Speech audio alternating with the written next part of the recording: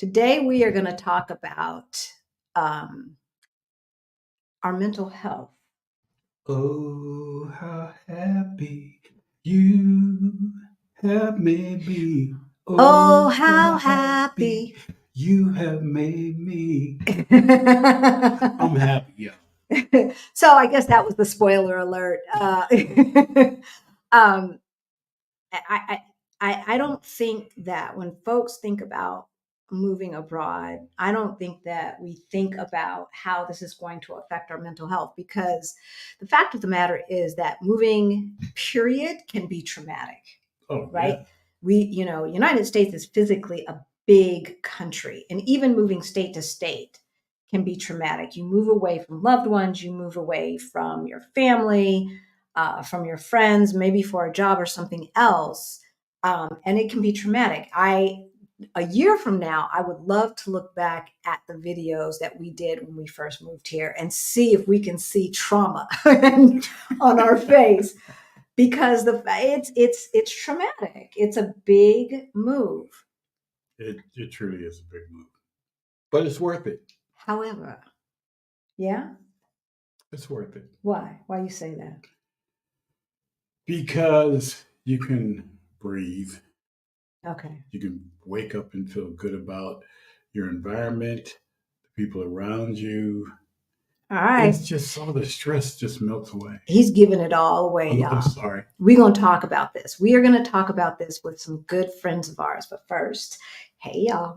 My name's Halisi. And I'm Rick. Welcome to our Black Utopia. On our channel, we talk about money, travel, and retiring abroad as we build generational wealth, right? So who are our special guests today? We got special guests, our fam in Mexico, Querétaro, Mexico. Yes. Lamar and Angela. That's right. If you have not checked out their YouTube channel, why not? Yeah.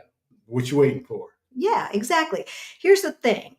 You don't have to be interested in moving to that specific place necessarily. All y'all who are watching this are not interested in Portugal, right? But if you want information about Black folks moving abroad, how you do it, how you acclimate, et cetera, getting out, what it's like. Yes. They are boots on the ground. Yes. They can tell you. Yes. Absolutely. But first, if you are new to our channel, then you might not know that about 7.5, 8 years ago, Rick and I got a wake-up call. And this is what happens in America, because you get caught up in the Black excellence. You get caught up in keeping up with the Joneses. And Lord knows we were caught up. We looked at our finances and they looked crazy. But about 3.5, 4 years ago, we got our financial act together and we went from negative 22,000 to over 1.1 million in net worth. If we can do that, you can do it too. Seriously, yes, folks. So truly can. Right? So if any of that sounds interesting to you, please hit that subscribe button. Go on.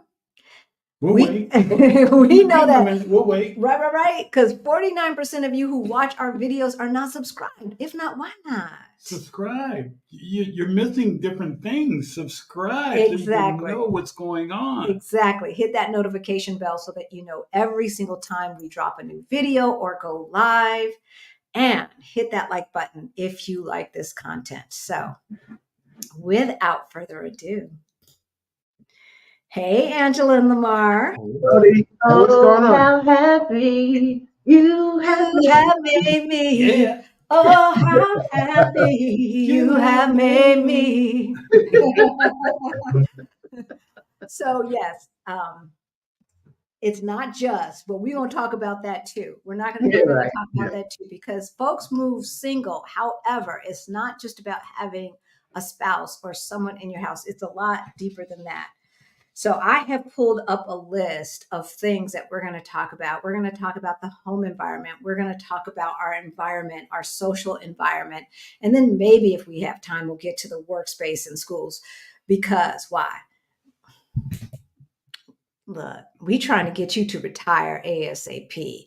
Get that, start your own business, get that side hustle. Yeah.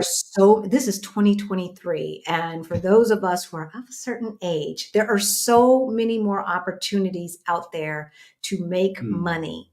Yeah. Right? And so going back to the traditional 9 to 5 corporate job does not necessarily have to be your fate. And also, for those of you who went to the Move to Portugal Summit, y'all heard from Libria Jones and talking about all of the opportunities available. So if you didn't go to the Move to Portugal Summit and you are interested in Portugal, you can purchase the replays. That information is down below. But let's go ahead and get started. So where y'all live? Introduce yourselves. So I'm Lamar. I'm Angela, and we hail from lovely Querétaro, Mexico. Yeah. Where the hell is Querétaro? Okay. That's usually the question. Yeah. Querétaro is 3 hours north of Mexico City, in the Correct. heart of Mexico, deep, deep, deep in the heart of Mexico, where we absolutely love it. But high up in Mexico, because we're well above Sea level, about 5,000 square feet, or square meters, or what have you, above sea level. So it's very cool here. Eternal spring. Yes. As a matter of fact, there's a breeze blowing through here right now. And it feels absolutely fantastic. Feeling good. Nice bright blue skies. The area is just absolutely fantastic. We actually they just built a brand new La Comer. Yes. Supermarket is right up the street. Yes. We don't have to. It's fantastic. I mean, it is absolutely fabulous. I mean, they have everything under the sun in there, including appliances and little motors and motorcycles. Love it. It's it's huge, humongous, and I'm here for all of it. Yes. But Querétaro is, it gives you everything what we need. We wanted a city that was modern, but yet colonial and quaint. Right. So it gives you that, colonial kind of vibe, the kind of vibe that you would expect when you come to Mexico. But at the same time, we have all the modern amenities. We have all the modern luxuries. So we love it here. Yeah, absolutely. So we've been here, a year and a half? Going on 2? Year and a half. Yeah. Yeah. Going on 2. Yeah. Wow. 3 years residency, temporary residence. Came here with our 2 dogs and 3 kids. Yep. Came here for my hobby, with my hobby stuff. Yep. So, and that's true, because we have a half a container. We shipped our things from the States. We downsized and took our belongings that we loved the most and came here, starting anew. Yep. Yeah, that's one of the things that is important to note, is your journey is your journey. Mm-hmm. Exactly. And we have 2 very different journeys. And so here's a situation where we've got a family from America who brought a lot of their hobbies and things with them. They're living in the suburbs of Querétaro in this big, beautiful, magnificent home. And then there's us. Who downsized down to a 3-bedroom apartment that's probably the size of our first floor of our home, right? But we don't have our kids with us. We don't have our pets with us or anything else. And so there's no correct way to do this. The correct way is to do it the way that makes you the most happy. For you. It works for you. Yes. Now, for us, we knew that coming to Querétaro was going to be just literally picking up our home base and putting our home base down in this new area. We knew that this is, if you're about that bopping lifestyle, taking your stuff with you is probably not a good idea. Right. But we knew that that's not our ministry. Yeah. And so for us, we were ready to start our new life all over again. Hey, Professor LCH, I see what you're asking about the temperatures being cool. Temperatures usually in Querétaro range from the low, I guess it can get as cold as like in the 40s. A couple of times last winter in January, it did get into the upper 30s. And that was, everybody here was like, what? Good God. You go to the Costco and every basket had at least 12 blankets, and they were like, Jesus. But knowing that it's only going to last 2-3 days at the most. And then during the day, it may get up to in the upper 80s, 70s, lower 80s. And that's usually the range. Zero humidity, which is The humidity very is very comfortable. low, very low. Oh. So, And that's one of the things about being upper in elevation, right? Not only is there less humidity, but there's less bugs, y'all. I agree. Say there's less bugs. As folks from Denver, and we were 5,280 feet in the air, less bugs. And I'm not a bug person. Let's say hello to some folks who are in the chat. Hey, Cassandra, good to see you. Marguerite, how you doing, darling? You missed Sangria night, Marguerite. Yes, you did. What? Let me tell you, Friday Sangria night here Lord. It was out of control. What time we get home? I ain't even mad. We got home at 2:30 in the morning. Yeah, we was sangria. But that's y'all business. That's y'all business. Hey, Holly, good to see you. Yeah. Like living our second childhood is out of control. We finally met Karen Louise face to face. Yes. Karen has been following us since we had like 200-300 subscribers, y'all. Nice. Right? And we finally got to meet her at the summit. At the summit. Yes. I didn't know you were in LA. I'm sorry, baby. Hopefully you will not be there the next time I have to go to LA. Hopefully you will be where you're going to be. But if you are, we will definitely connect. Hey, Dee, good to see you in the chat. We've got Pinky. We've got, wait. The ABX girl. Sounds like a new name. Hey, ABX girl. Welcome. I've seen that before. Have you seen it? Yes, okay. I'm just being forgetful. So forgive me if I've said that before, because look, y'all, I'm about to be 60. You're gonna have to show me some grace. Hey. Show me some grace. Hey, Vicky, good to see you. The chocolate stew. I like that. Life of Flight. I like that. From Orlando, Florida. Welcome. Yes. Hey, Greta. Good to see you. Just saw you day before just yesterday. Hey, Vanessa. Hey, Marilyn. Hey. Right. So we have some of the same subscribers as y'all can see. Okay. Hey, Jeanette. Hey, y'all. Action VJ. Did y'all hit the like button as you came in? You heard her. It's a him, actually. This is my brother from another mother. Yes. But okay, I'm just gonna be honest, and he has shown me grace because he follows so many of the folks that you and I follow, Angela. Mm-hmm. I thought Action VJ was female. Oh. And then he liked one of our things on Instagram, and I saw a picture and I was like, oh my God. Oh my God. But he's all that. He is right. Amazing. He is an amazing man. Sheila, good to see you. Marguerite, and then we've got Tanya. Killer Queen is in the house. Hey, Professor, good to see you. Valerina, Igami, BP, Venus. Yay! I'm glad you're back. Auntie Trey. Hey, Auntie Trey. Phyllis is on her way to Ecuador. Oh, was I not supposed to say that? I think you've told everybody. She's on her way to Ecuador. She's on her way out of there. Yes. I am starring the questions. Hey, Agent Grateful. Good to see you 2 days in a row. Good to see you again. Yes. We've got Helen's in the house and Vicky G. Okay. You definitely look much more relaxed and content. I've only been following the channel for 14 months, and I see a world of change. Thank you. Interesting. Yeah. Interesting. Now, Vicky's one of the OGs.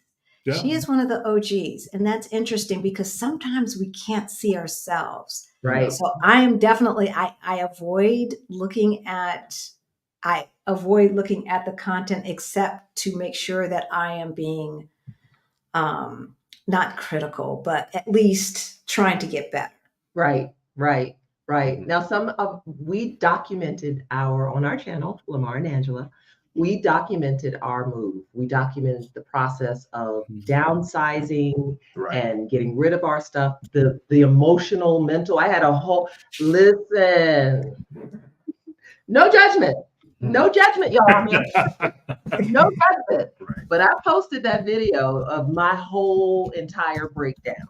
So when we talk about mental health and the moving process and Right. what that whole thing is like, Yeah. yeah. And so when I look back at those videos, whew, it's a little And traumatizing to right. because you can see it. You can see it. Oh yeah, Ooh, for sure. good God. And you really can. And I recorded during that time too, and I have not been brave enough to release any of those videos. So kudos to you, because I'm gonna tell you, Yeah. I look toe up from the flow up. You ain't never lie. I look a hot mess. But I wanted to share that as a part of our journey because, first of all, it was real. It was real. And it's tough. And really, that mental health piece is a huge factor that you really have to take into consideration when you're making a move abroad or just a move of any kind of magnitude. You Yeah. really got to take that into, and there's some pieces of the puzzle that sometimes people don't think about. And Yeah. so, Yeah. Yeah, 15 pounds of stress have left me since being here. like that. 15 pounds, probably 20 now, because I was about 235, 240. I'm about 225 now. Yeah. Okay. So I mean, it's huge. I mean, And it's a lifestyle change that it's amazing. At the same time, it's surreal. yeah. I can't believe that every time I look at it and go, so I don't live in the United States anymore. I live in Mexico. I would have never thought that I would be living somewhere else outside of the DMV, Yeah. outside of the Maryland, Washington, D.C. Oh, not outside of the United States, but outside of the Washington, Yeah, the DMV. I DC thought that I would metro be area. in there. Of the DMV. I thought that I would always be there, but after the 4 years of hell from the Orange Cheeto Man, every day of his stuff going on, it was nerve wracking. And then having to deal with the unfortunate things that have happened, as we'll talk about later on, with regard to the American dream is a hoax, as far as I'm concerned. With regard to purchasing a house and things like that, most people don't stay in their houses more than 5 to 10 years. Yeah.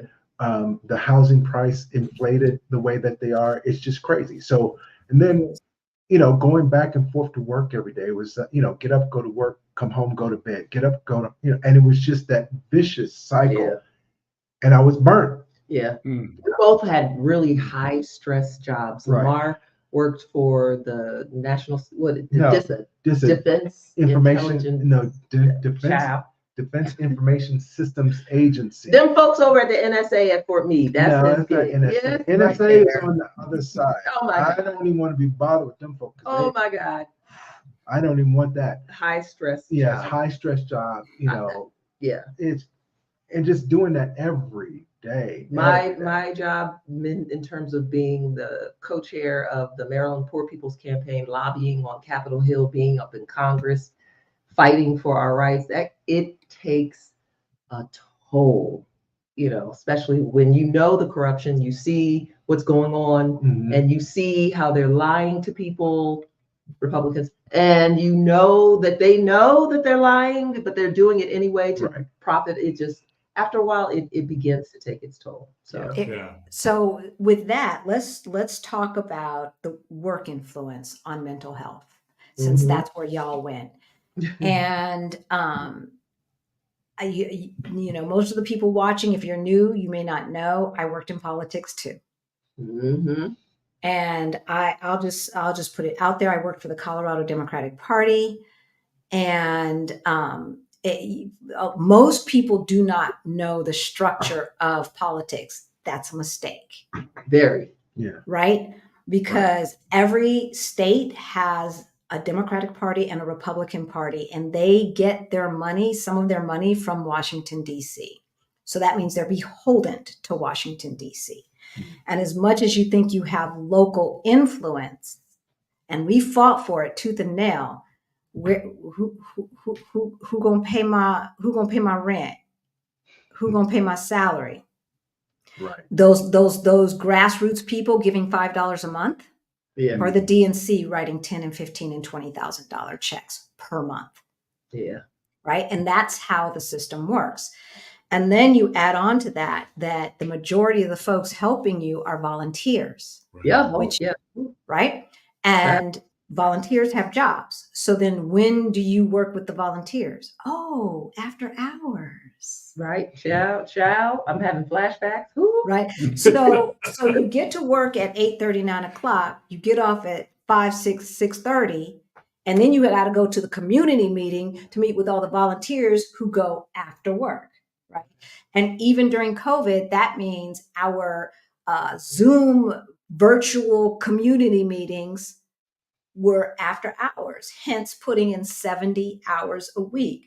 And so some of the work influences, so the statistics and information that I'm going to be spouting comes from Very Well Mind, which is a mental wellness periodical.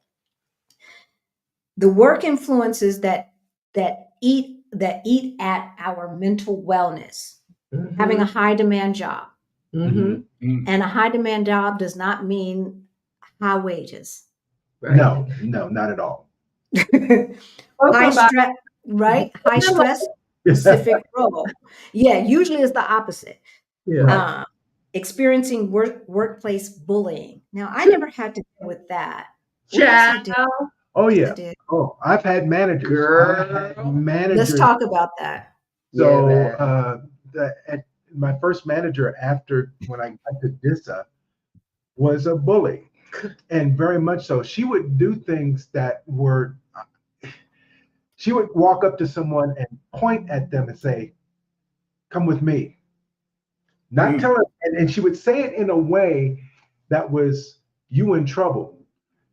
And then she would take you to a conference room and sit down and talk to you. And when people get back, I'd ask, what's going on? I always knew they were like, she wanted to talk to me about X, Y, and Z, about this particular application, blah, blah, blah. But were you in trouble? But she would do things like that. And the worst of it that happened with me was that one time Angela and I had an appointment, and I went to a satellite office, which they begged us to go to all the time because they were paying money for it. And so I was totally available via email, messenger, phone, all that. I get back to the office the next day, and she walks up to me, and I get in early, 6:30. She walks up to me, looks around to see if anybody was in any other cubicle, but she didn't know that there were other guys that were 2 rows over. And she says to me, "Where were you yesterday?" I said, whoa, whoa, whoa, whoa, whoa, whoa, whoa, whoa. Who are you talking to? And she goes, "You need to tell me where you're going to be." I said, "I was over at the office where they've been begging us to go." "You didn't tell me." I said, "They didn't tell us we had to tell you." And she said, "Next time." I said, "Whoa, Y'all stop. ain't talking on the top? Y'all ain't talking? You're right." I said, "Time out." I stood up. I said, "You don't talk to me like that." Lamar came home and told me, I said, "Man, listen, let me tell you something." She had to take her earring. Vaseline. Right.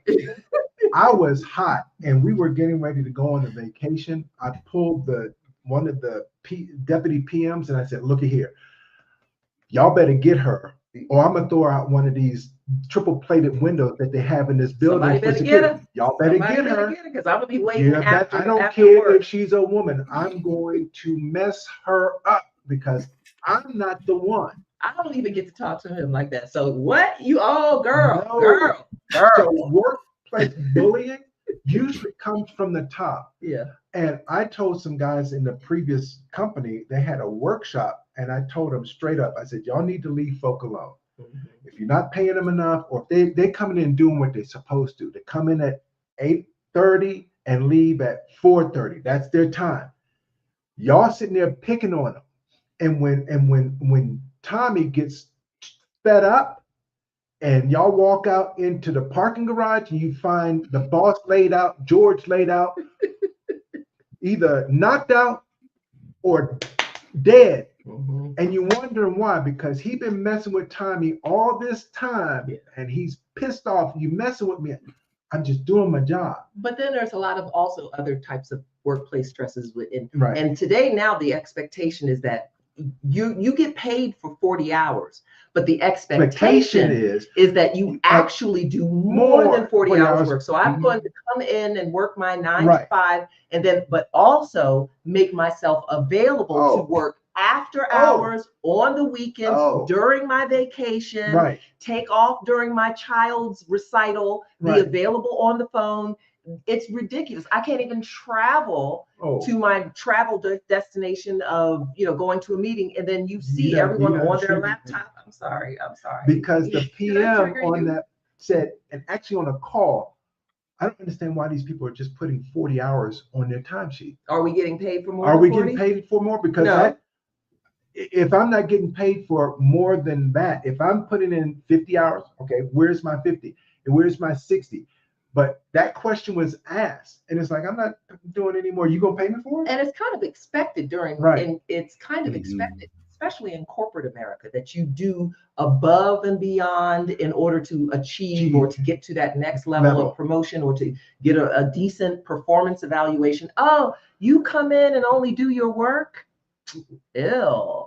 Right, right. That's what you're paying me to do, ain't it? Not only do your work, but do your coworkers' work, Right. and then do such a fantastic job and expect no appreciation, no recognition, Exactly. no financial Whatsoever. compensation. It's crazy. Right. And don't and if you're Black, you already know, unless you're working a government job where all A1s get paid this, all B2s get paid that, et cetera, right? They've got it all written out. You know Right. you're underpaid.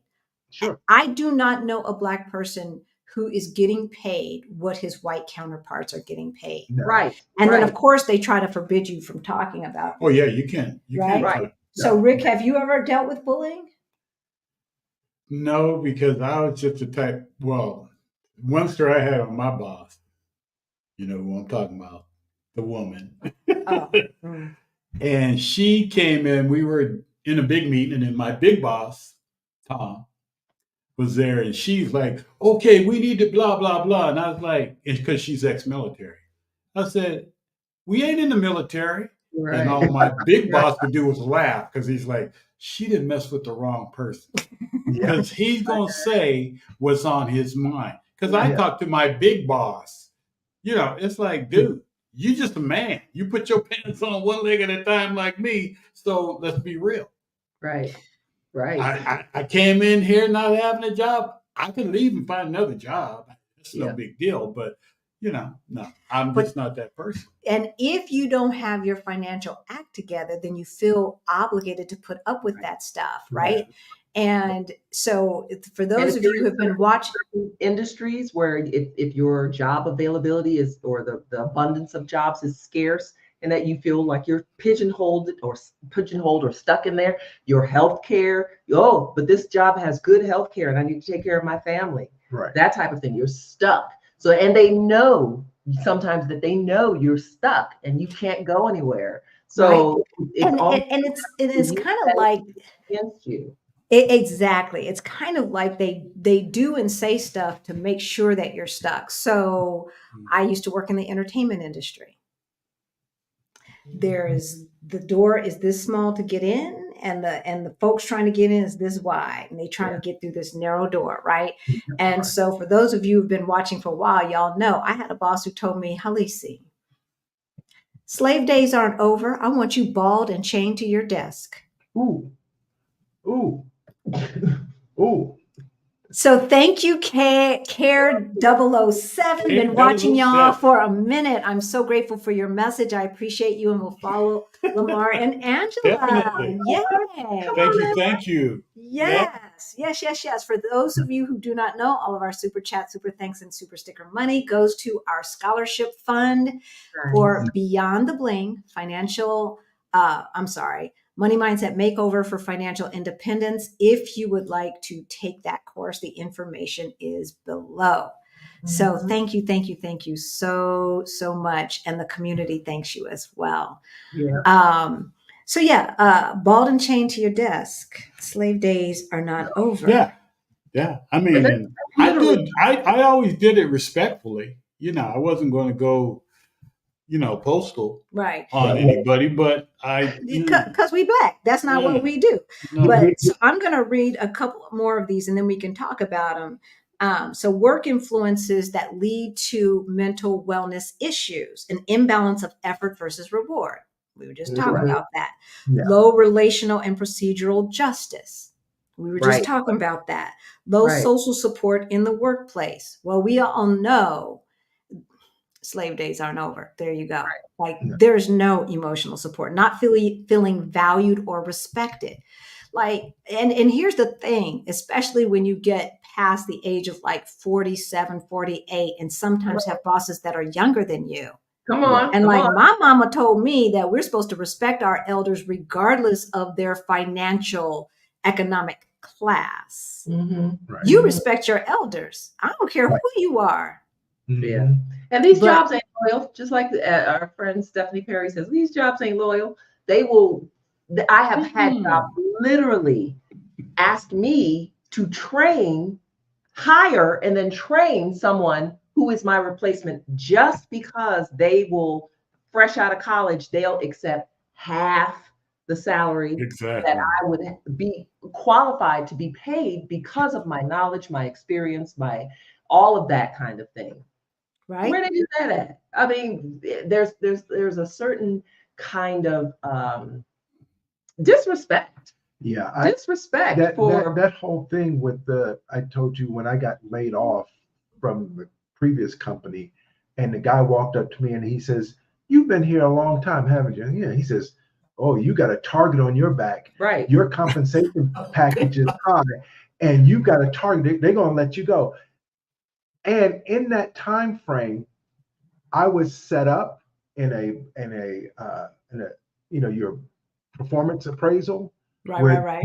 the manager actually told the guy writing mine to go out and look for anything negative that you can find about Lamar. We need to take this guy down a peg or find something so that we What can. they were doing, here's the trick though. What they were doing was they were laying the foundation for not just me, but for others that work for that company. People who've been there for 25 25 years. Laying the foundation so that when they go to terminate them or saying we're getting, as they call it, give you a lack of work letter, that they have the ammunition, but they didn't even use that information when they came, because they couldn't, because my performance is always up here, as you Of know. course. With Of us, course. with African Americans, we have to do 2, 3, 4, 5 times better than our white counterpart. Mm-hmm. But they do that kind of stuff, and they threaten you and make you feel like, oh my God, I'm going to lose my, and the anxiety goes up. Right. You're scared. You're. I know so many people who on Sunday night are crying in their bed because I got to get up and go to work. I gotta go to work. Right. You know, And if and you're not that crying, then dread they're just comes over you, that sense of dread that, oh my God. I remember being on the Beltway, heading to work on a Monday morning with tears rolling down my eyes like, Lord Jesus. And I hate to stay on this thing of, you talked about bullying, but it's workplace harassment. Yeah.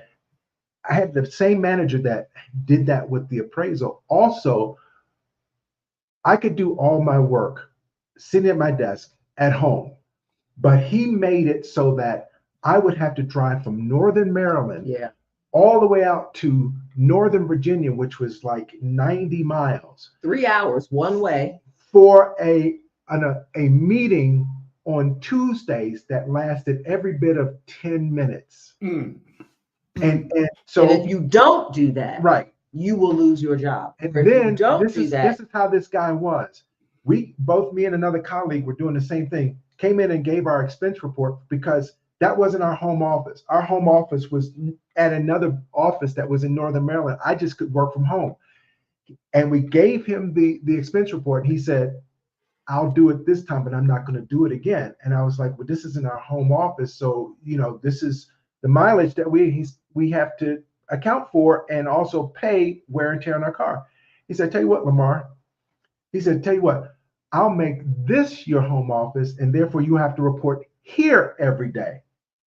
I looked at this guy, and I'll call his name Adam, because that's actually his name. I looked at him and said, "That's okay, Adam." And I walked away. And both me and my colleague walked away. And my colleague, who is also a Christian like me, says, "Man, He said, I was going to take and choke him half to death for that. Because this kind of bullying, threatening, and he actually fired this guy, the colleague of mine, all for the reason of making room for a white manager that he did not have room in a hiring rec to do.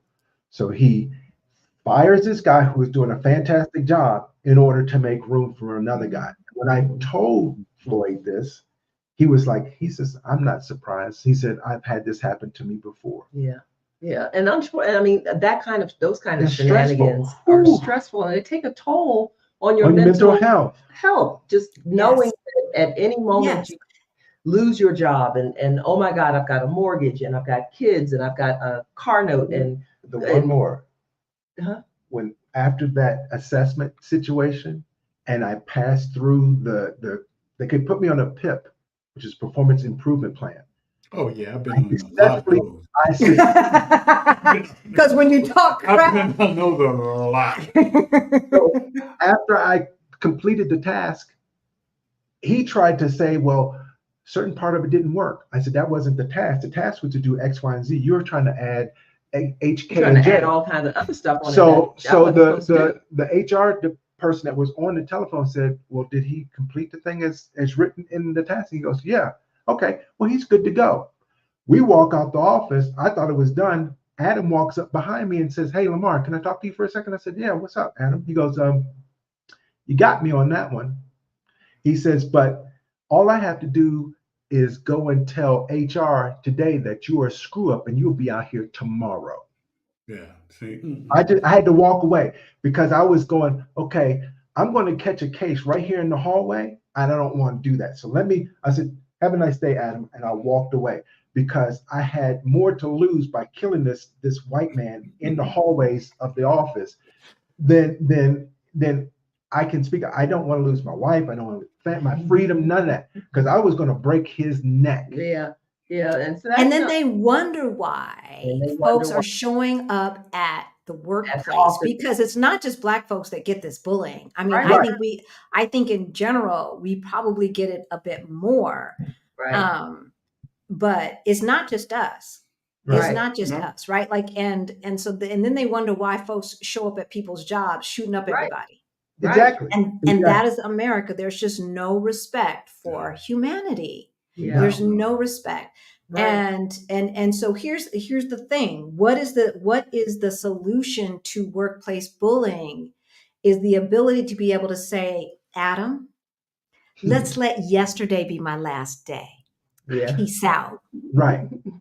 Peace out. Yep. No, did you, Adam?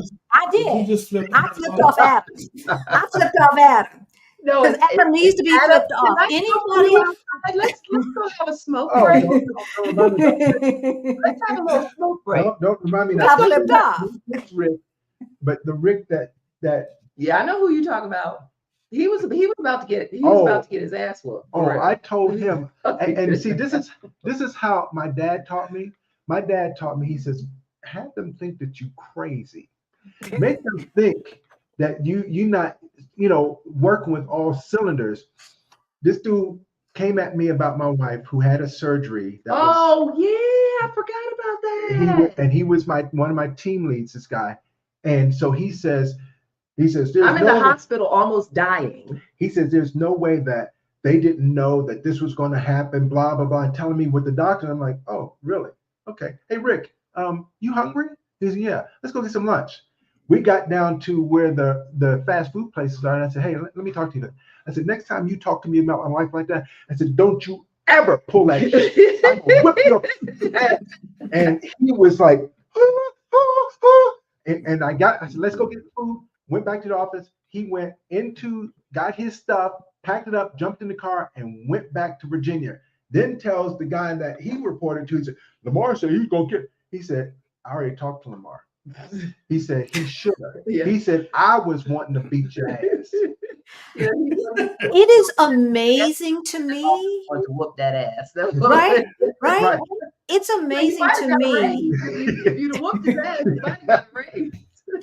It's amazing to me the things that people think they have a right to say to you. And so we took a walk, a good brisk walk before we had to start getting ready for this live. And I was on an elevator with two Americans, and I was talking to them about the different areas in Portugal, and they're on a scouting trip and blah, blah, blah. And so I'm mentioning something about Sintra.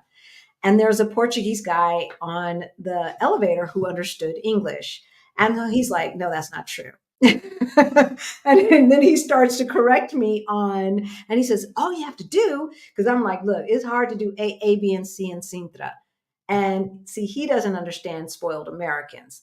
Right. But the point was, he took the time to tell them all of the things that they could do in Sintra to eliminate that inconvenience.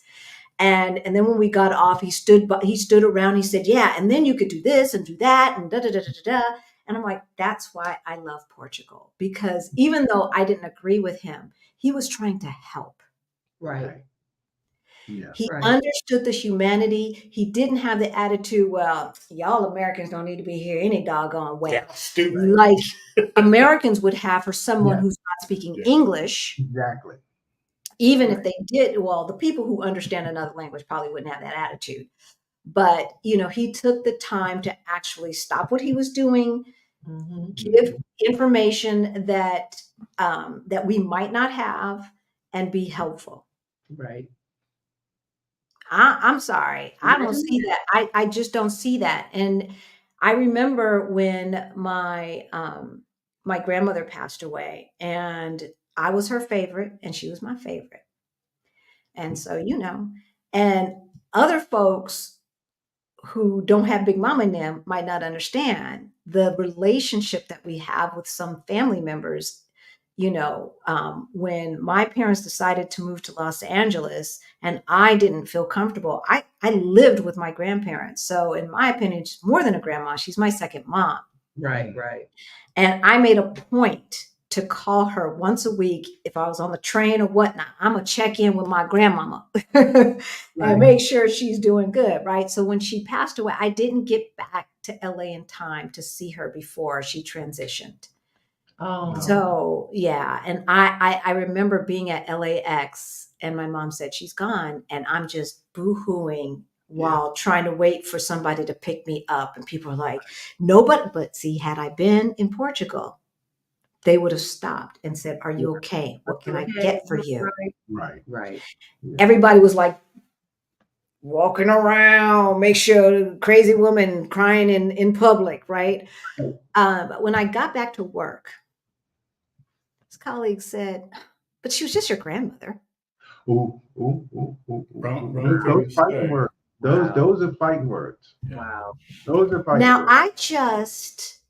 you just had a miscarriage with less than 3 months, and I showed you the amount of care as if your living child had passed away. Not, understanding that women go through miscarriages prior to 3 months on a regular. Most folks don't realize that. I realized that. She didn't realize that.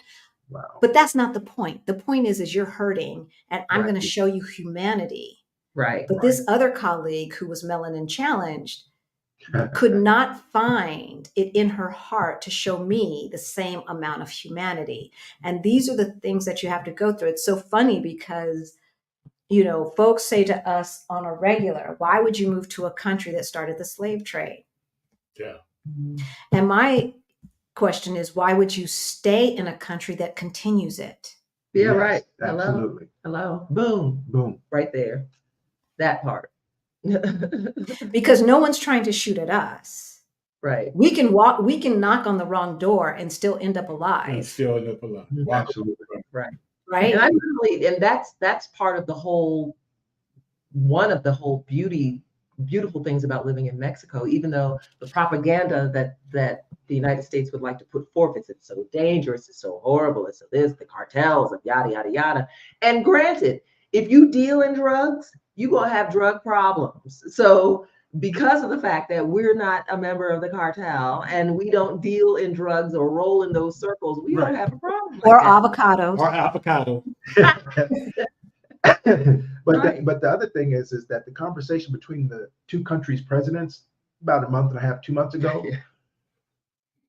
Biden is talking about, hey, can you do something about the fentanyl that's coming from? He's and the Mexican president said, can you do something about them guns Them coming guns down coming here? down here? Keep them guns out of here. We don't, because there's only one gun shop. There's one gun store in It's in Mexico. Mexico City. It's in Mexico City, and it takes an act of God to get a gun. So Yeah. they're being smuggled across the border, and because of the proliferation of firearms in the United States, it's causing problems to their neighbors to the south. As a matter of fact, I just recently, last month, got a Mexican alert that came forward and said, okay, we see that you're traveling out the United States, because I had gone back to the States for a funeral or to get ready for making preparations for my niece. And they were like, ooh, we see you're about to travel. It's dangerous in the United States. Right. Be careful there. It's That's the stuff that the folks back home don't hear, right? Yeah. So Yes, since they you do. brought it up, let's go to crime levels. If you live in an area with a lot of crime, you may feel the impacts mentally. Yeah. Crime levels tend to affect females more strongly, increasing their risk of depression and anxiety. Absolutely. And I did not take that into account and didn't really notice the physical reaction of just the police and being in a police state kind of in the United States until I got to Mexico. I had come to Mexico. This was like right around the time that I'm just kind of starting to think about what life could be about abroad. And I had come here to do two things: medical tourism, to get a root canal, and to finish my dissertation at the same time. So it was kind of like a writing trip / medical tourism to get my tooth fixed. The gag is getting my tooth done, the hotel, airfare, and the food and the actual procedure cost way less, like $2,500, right. Whereas the quote in the United States was around 10-15 for two, 2,500 for the whole, and I stayed 10 days. Right. Hello, and they did a fantastic job. Picked me up at the airport, came and dropped me off brought me to my hotel, brought me to and from the office each day. State-of-the-art equipment, everything crazy. So as I was walking one day, I said, you don't have to, you guys are so sweet. You don't have to, because the hotel is just down the street. I mean, I'll walk today. Today I want to walk. And it was a beautiful day. It was Cancun. Beautiful day. Get out and I'm walking and I had a hat on and the wind blew my hat off into the street. And I was like, ah, my hat. And I started to run out into the street. Now the street was empty, but I was kind of crossing in the street, in the middle of the street. And there was a guy on, they got big SUVs with the military style. Yeah. All the military stuff and all that kind of stuff. And he jumps out with the gun and he jumps down in my body. I physically had the reaction of like, oh my God, it's the police. And I felt my heart racing and all that kind of stuff. He jumped out. He just ran to go get my hat and said, here's your hat. And I was like, and then he asked, do you need any help? Yeah, do you need any help? Directions or anything? Did you need anything? Right. I was like, no. And then that right there made me go, wow, he was just trying to help you. Right. And you having this reaction like, I'm about to get shot. I'm about to get, that stress in my body, that feeling of stress in my body, that the difference in knowing that physical difference stuck with me. Like, wow. It's PTSD. It is PTSD. We got back from the airport and driving into Washington, D.C., and you see the car behind you and you check my lights. Am I going too fast? Am I going to, is everything okay? Where's my driver's license? Where's my driver's license? Keep your hands on the wheel because you don't want to get, them, that kind of thing. Right. And that kind of stress, it sticks in the body. That kind of PTSD it really is. That kind of reaction. It really is. And here's the oxymoron. We don't have to deal with that in other countries because guns are illegal. Right. Exactly. And most folks don't have guns. Right. So the cops don't have to worry that you might shoot them. Right. So it's a whole different relationship. Right. But when you live in a country where there's more guns than people. Yes. Then police have to feel threatened as well, right? Right. As much as they do the threatening, they probably feel threatened as well because Everybody you is don't suspect. know who's going to have a gun. Everybody is suspect. Yeah. Everyone is suspect. Everyone may have something that can take me out, right? And Right. so it just changes the dynamic and the relationship between those who are supposed to be protecting and serving Right. and the people who they protect and serve. And I have some best friends, good friends that are police officers, and it's like, why couldn't all the police officers be like them?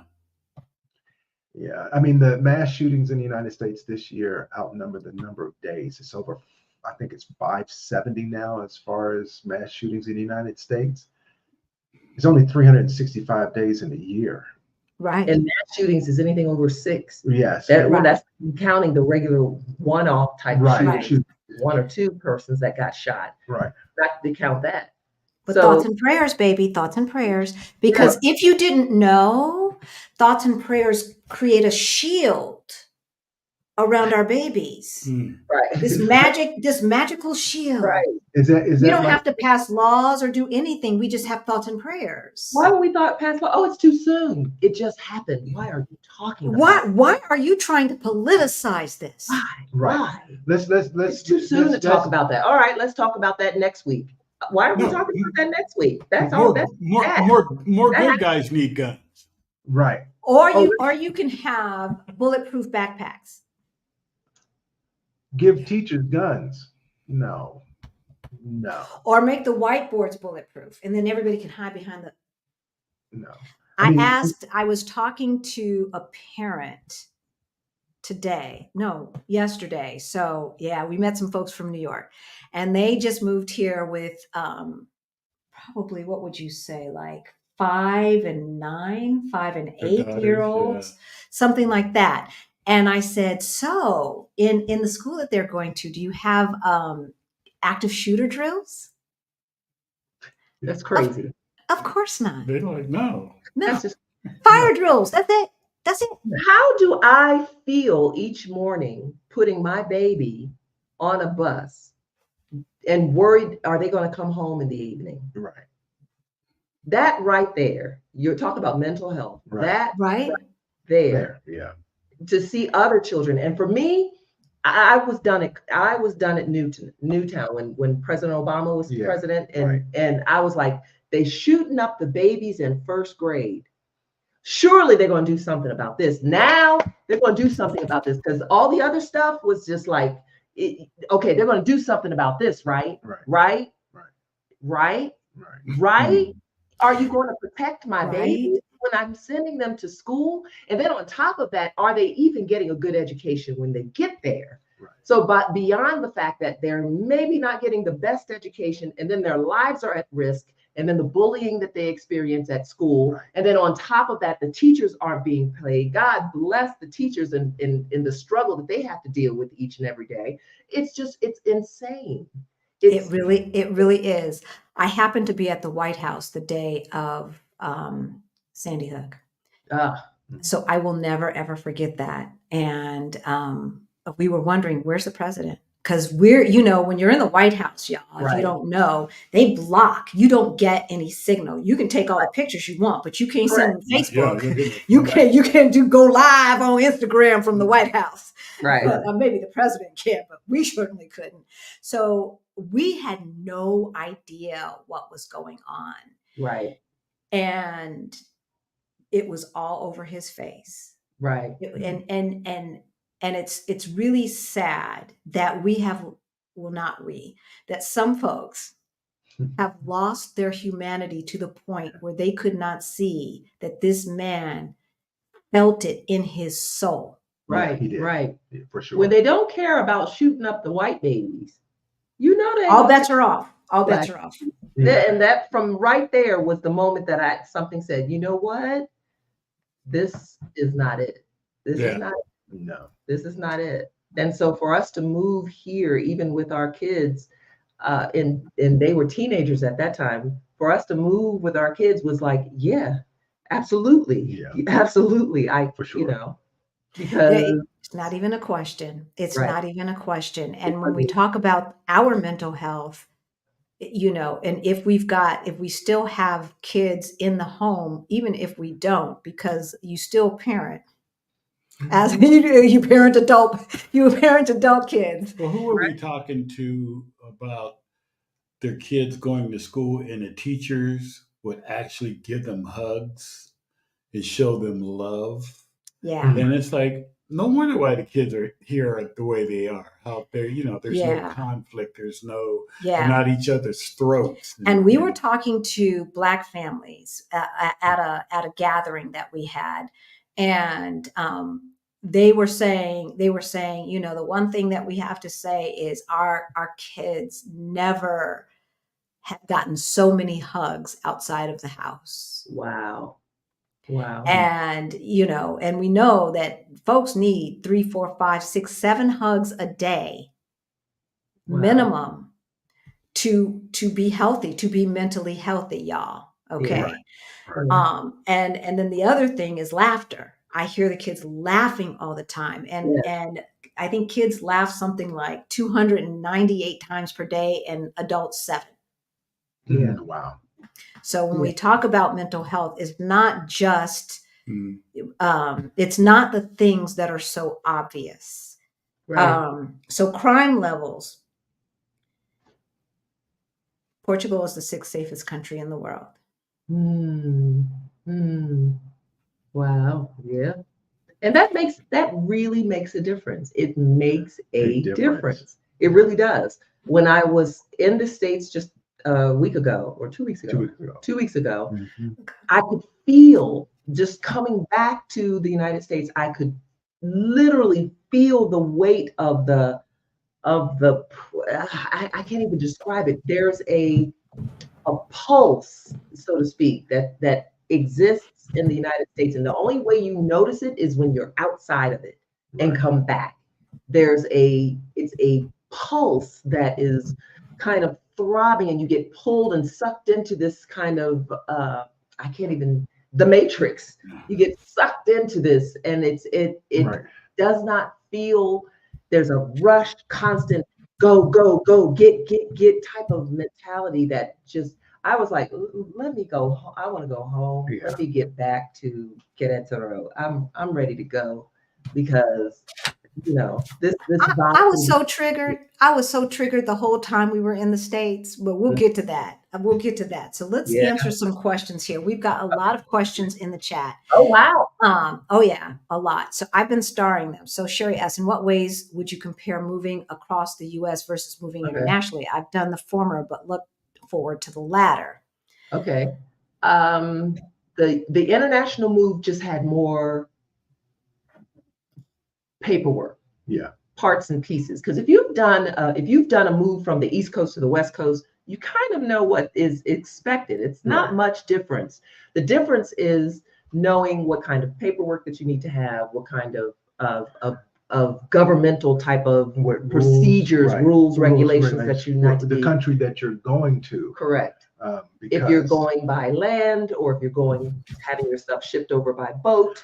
Which you can bring without any taxes. Because if you get your temporary residency to Mexico, you have 6 months. 6 months to bring whatever you want duty free. Right. So if you know that, it makes it easier. It's just knowing the rules. Right. It's just a longer haul. I mean, shipping container, it was brought to the port, brought to our house, they unloaded it, we were good to go. Right. Yeah. So it really just depends also on your what country you're going to. Have you done your prep work ahead of time? Have you done your due diligence about, is there a language difference, or am I going to have to learn another language? How do I get around? Doing your due diligence in terms of scouting and doing some really deep dive, getting involved in communities, Facebook and the like, being able to have a sense of what the boots on ground experience is before you get there makes all the difference.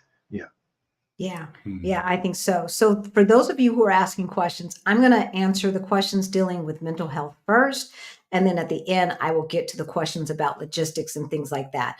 But I will answer this question. So I think, number one, Angela and the market drive their stuff down. Yes, we drove. We drove from DC in a van. but the bulk of the stuff was in the shipping container. So Yeah. Right. we drove, and contrary to belief, when we got to the border, Oh, right. they were telling us, "Oh, it's gonna be terrible. They're gonna have all these stuff out."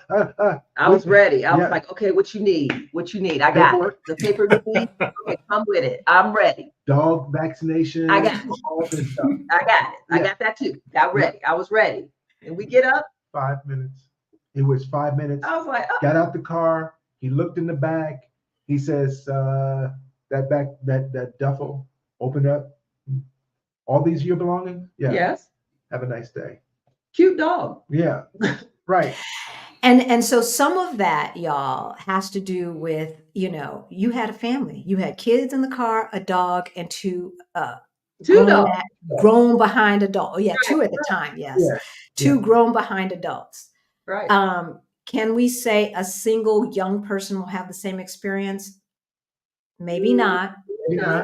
Maybe not, but maybe so. Maybe Right. so. Right. So for us, if you want to ship things, there are economical ways to ship things to Portugal. It's going to take a while, just like it took a while for your stuff to get there that you shipped. But I think the main thing is that the spaces in Europe, because, maybe more like CDMX, it is so dense in Europe. It's very, very, very old. Right. And even though the apartment we're living in was built in the 50s, which for the United States is not that old, a lot of the housing is older than that. And some newer, but it's still a very dense city. So the spaces are smaller, and thinking that you are going to bring all your crap from your 2,500 to 3,000 square foot home, Right.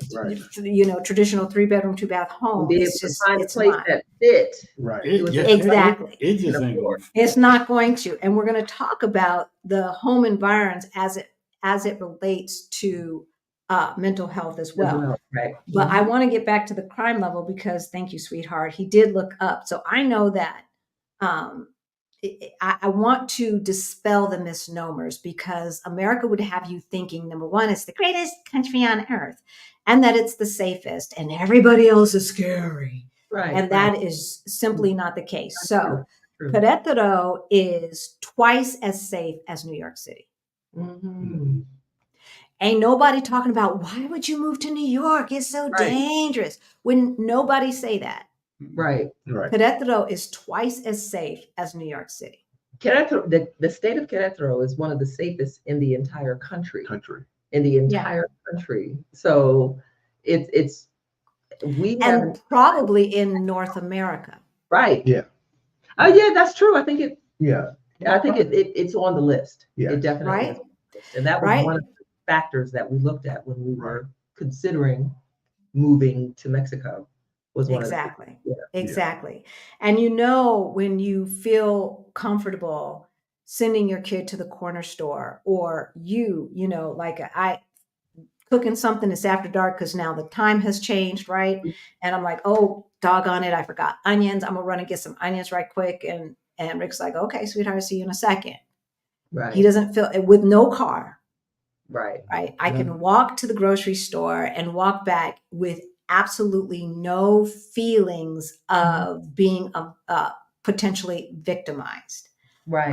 Is that to say absolutely no crime happens here? Of course it does. Right. It's usually going to be in the form of pickpockets. Are we on the planet Earth? Yes, there's going to be crime. If there's humans, there's going to be some crime. Yes, right? Mini Cooper would work in Mexico. Yes. I saw that question pop up. Yes. But you can get Cooper do you real well here. Yeah, for sure. Mm-hmm. So we're going to hit the hot topics sooner than later. Let's talk about environmental racism. Oh. Environmental racism is defined as racial discrimination in environmental policymaking. It has been implicated as an important environmental factor that affects the mental health of Black, Indigenous, people of color, BIPOC individuals and communities.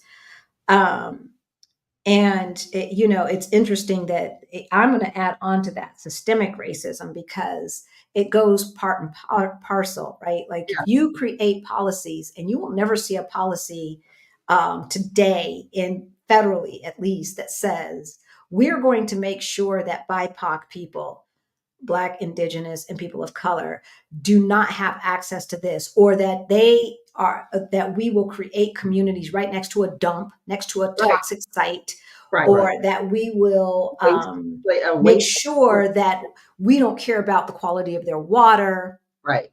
etc.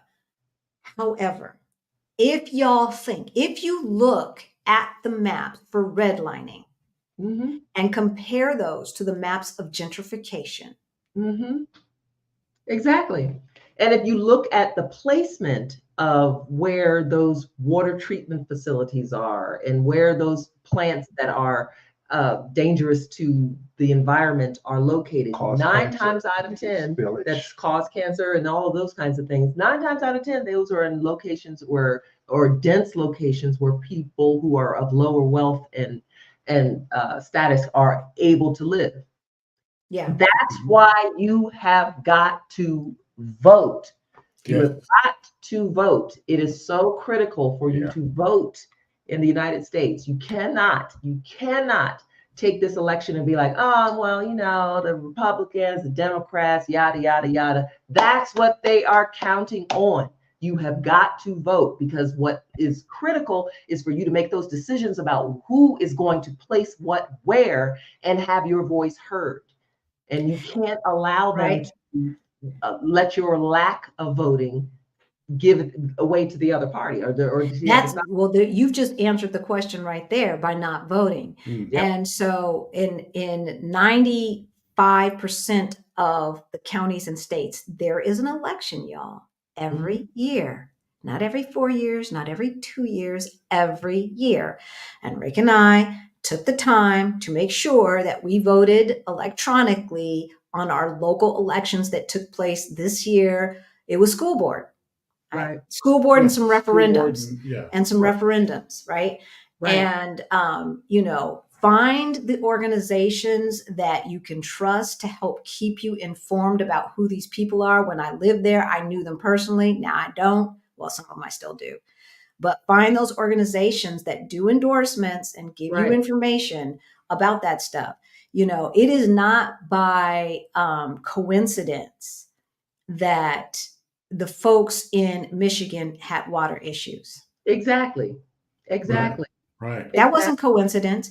It was a calculated risk. Right. And the calculation was those people don't have political power. Those people don't have money. And so we can save money and use their political power. Thank you.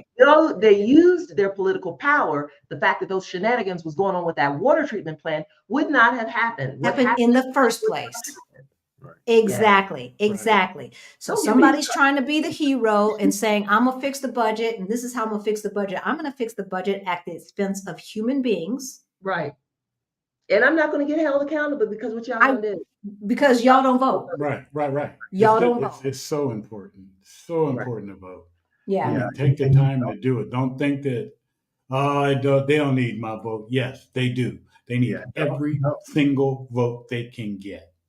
I stopped going to church when my pastor said, "Oh, I threw away that ballot. That's not an important election." No. They're all important. School board elections, they're all important. The local elections decide things. The national elections, that's great, that's fine, that's wonderful, but it's the local elections that matter. And you can't take this cynical attitude of, well, the Democrats are just as bad as the Republicans. Listen, you need to vote your interests. Period, point blank, regardless of party. You need to vote your interests. What serves you? My roads being fixed, my lights being on, my children having good education. That's what serves me. Who's out there who's about to do it? And the libraries being open. Right. Exactly. The fire department's being funded. And here's the thing, y'all. The folks who are running for local elections today will be running for Congress tomorrow. That's true. Like somebody like Mike Johnson, who should not be Speaker of the House. He shouldn't have ever got that high, really, honestly. Or Lauren Boebert, who should not even be in Congress. The Marjorie Taylor Greens. Miss Happy Time Theater. this is what we get. This is what we get, and I think that voting should be compulsory. I really Yeah. do think it should be compulsory. When you turn 18. Um, Right. Yeah. exactly. Now let's talk about systemic racism. Mhm. One of the little perks of being Black in Mexico, I mean, first of all, there are Black people here Right. that when slavery was going on in the United States and slaves were escaping from the United States, they came into Mexico, and Mexico gave them shelter, and Mexico outlawed slavery. So there's a population of Afro-Mexicanos here. So that's the first thing. That's kind of the gag that a lot of people sometimes don't know. So if we come into a local tienda and I just shut up, if I keep my mouth shut, I get them local prices. Right. Now, our white counterparts, our white friends who come in looking like American privilege, And- smelling like and- American privilege, And acting and showing their American privilege. showing their whole American privilege ass. Yes.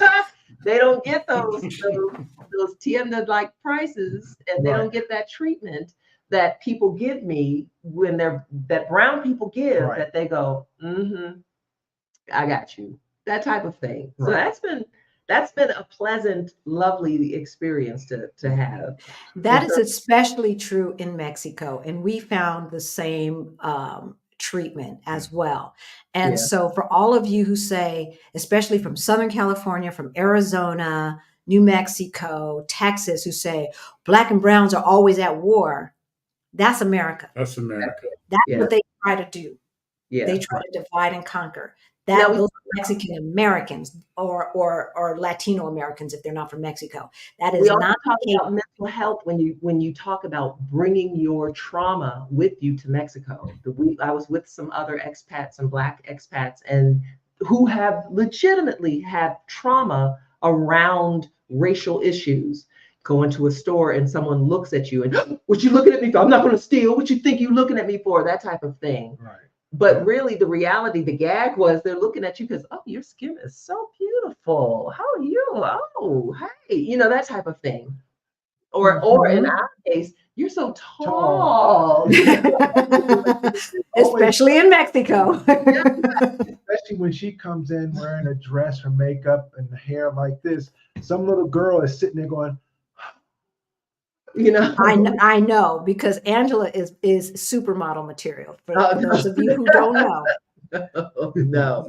Oh, yes, absolutely. Absolutely. It's cute. It is really cute. So if you have that kind of trauma and you assume that, oh, you're looking at me, so and you got your dukes up ready to fight, and it's not even that. It's not even that way. Most of the time, it's love. Yeah. It's for us. It's always been love. I have not at this point have ever had an experience in the store where I was like. We go to the mall here, which is one of the largest in Latin America, Antia Mall. And I used to have the experience of someone coming to you in the department store, following you around, asking you if you need help. Well, the people ask you for help here are actually coming to help you, not to check to make sure you're not stealing. Right. Because they know that look of, I'm trying to read the sign, and I'm trying to do the math. Okay. Or you're holding up your phone to do the translation. Right. They know you need some help. And converting it from pesos to dollars. Okay, yeah. How much is that? Oh, okay. Well, that's a good.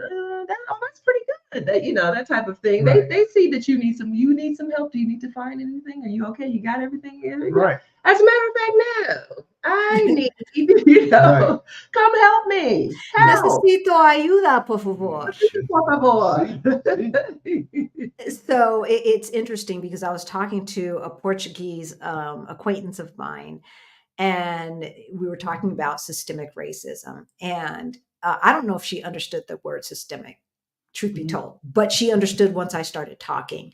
Right. And she was saying, the interesting thing about it is because she had gone to college a couple of years in the United States. And she said, yes, we are still grappling with admitting our role in taking Africans from Africa and distributed them throughout the Americas, right? And then a lot of them came here to Lisbon. a lot of them came here to Lisbon. As a matter of fact, at first, they were only coming here to Lisbon to be indentured servants in folks' homes. Right. And so there was a time, just like down south, where Lisbon was more Black than it was anything else. Folks don't know that. But she said the one thing that we never did throughout the whole time is have Jim Crow laws. Right. There were never separate facilities or separate hotels or separate drinking fountains or any of those external things that would remind you on a daily basis that Right. you are less than. Right. And I find that interesting because, you know, in terms of Western Europe, I have not, and England notwithstanding, because I haven't spent enough time in London, and Manchester didn't have a lot of Black folks. But I haven't spent enough time in London to know. But in our travels, I have not seen this type of Black population so integrated into the society. And we were talking to the folks who had the daughters. They were actually French. Yes. Oh, wow. But they had lived in New York for, I don't know, 10 years or whatever. I think the daughters were actually born in America, not France, but they spoke both French and English because, you know, Americans don't speak no languages. Right. Barely can speak English. 45 couldn't even speak English, right? So, you know, so they learned 2, 3, 4 languages, y'all. 2, 3, 4 languages. But in any event, you know, I think the bottom line is that the relationship between, and they admitted this, that it's not the same even for them in France that it is here. You know, the relationship that the Portuguese have with the folks who they used to oppress, it's different. It's different. And am I saying that there's no racism here? No, I'm not saying that whatsoever. Right. I'm definitely not saying that. As a matter of fact, a friend of mine just sent us a video of a Karen. But there's only one in a year and a half. There are definitely white Karens here in Mexico. For sure. Are they American? Are they Spanish? They Mexican? are typically Americans or Canadians. Coming and showing their tail. Yeah. For the most part. But now, Mexico is not without its troubles. Just like again, it's on Earth. And whenever you have humans, you're going to have encounters. Right. So in Mexico, there is a sense of classism that exists. Right. Oh, yeah. Right. Here too. That, you know, you do have that to contend with. And so sometimes we're able to use a little bit of that kind of privilege to our benefit or what have you, which is crazy because in the United States, sometimes that didn't never get you nothing anyway. You know, that you still get treated and sent to the back of the bus. If Trevor Noah's getting pulled over and taken out the car. Right. Exactly. Exactly. So, you know, you have some of that exists, but for the most part, we can interact day to day without any problems, without any trouble. Yeah. No problem whatsoever. Yeah. And obviously there's classism here too. And yes, there is American privilege in that they assume that we rich because y'all over here. So you must have a little something going on. And maybe relationally, you know, in comparison to the average Portuguese person, we might be considered upper middle class. Right. Because the wages here are lower. But we know for America, struggle city. For America. Yeah. Figures in some areas and still be struggling. Oh, for sure. Yeah. For sure. Exactly. All right. I'm going to look through these questions again and see. Is it okay to have a recording device in your pocket? Always recording. Always on recording. Hey, Nina. I have no idea what the laws are here about recording. Although when people pop off, I do start recording stuff. I do know that they have privacy laws in Portugal. And so I try not to show faces. Right. Just the back of people, because they haven't given me permission, especially if I'm going to put it on YouTube or something like that. Right. But Yeah. Here in Mexico, we've had a couple. Now they do. One of the issues that they do contend with is corruption in police departments because police are not paid very well here. Right. And so, as a result, you do have some people trying to take advantage of gringos when they come in, that they see you in a foreign plated car and a figure that you probably don't speak the language, you probably don't know the rules of the road, you probably don't let me mess with them and try to get some extra money. So I can, and it does help to whip out that phone and go boom, bam, and then suddenly it's like, oh wow, you know. Okay. Oh, really? Yeah, we've had that happen. Yes. Twice. For you. Yes. Yep. Wow.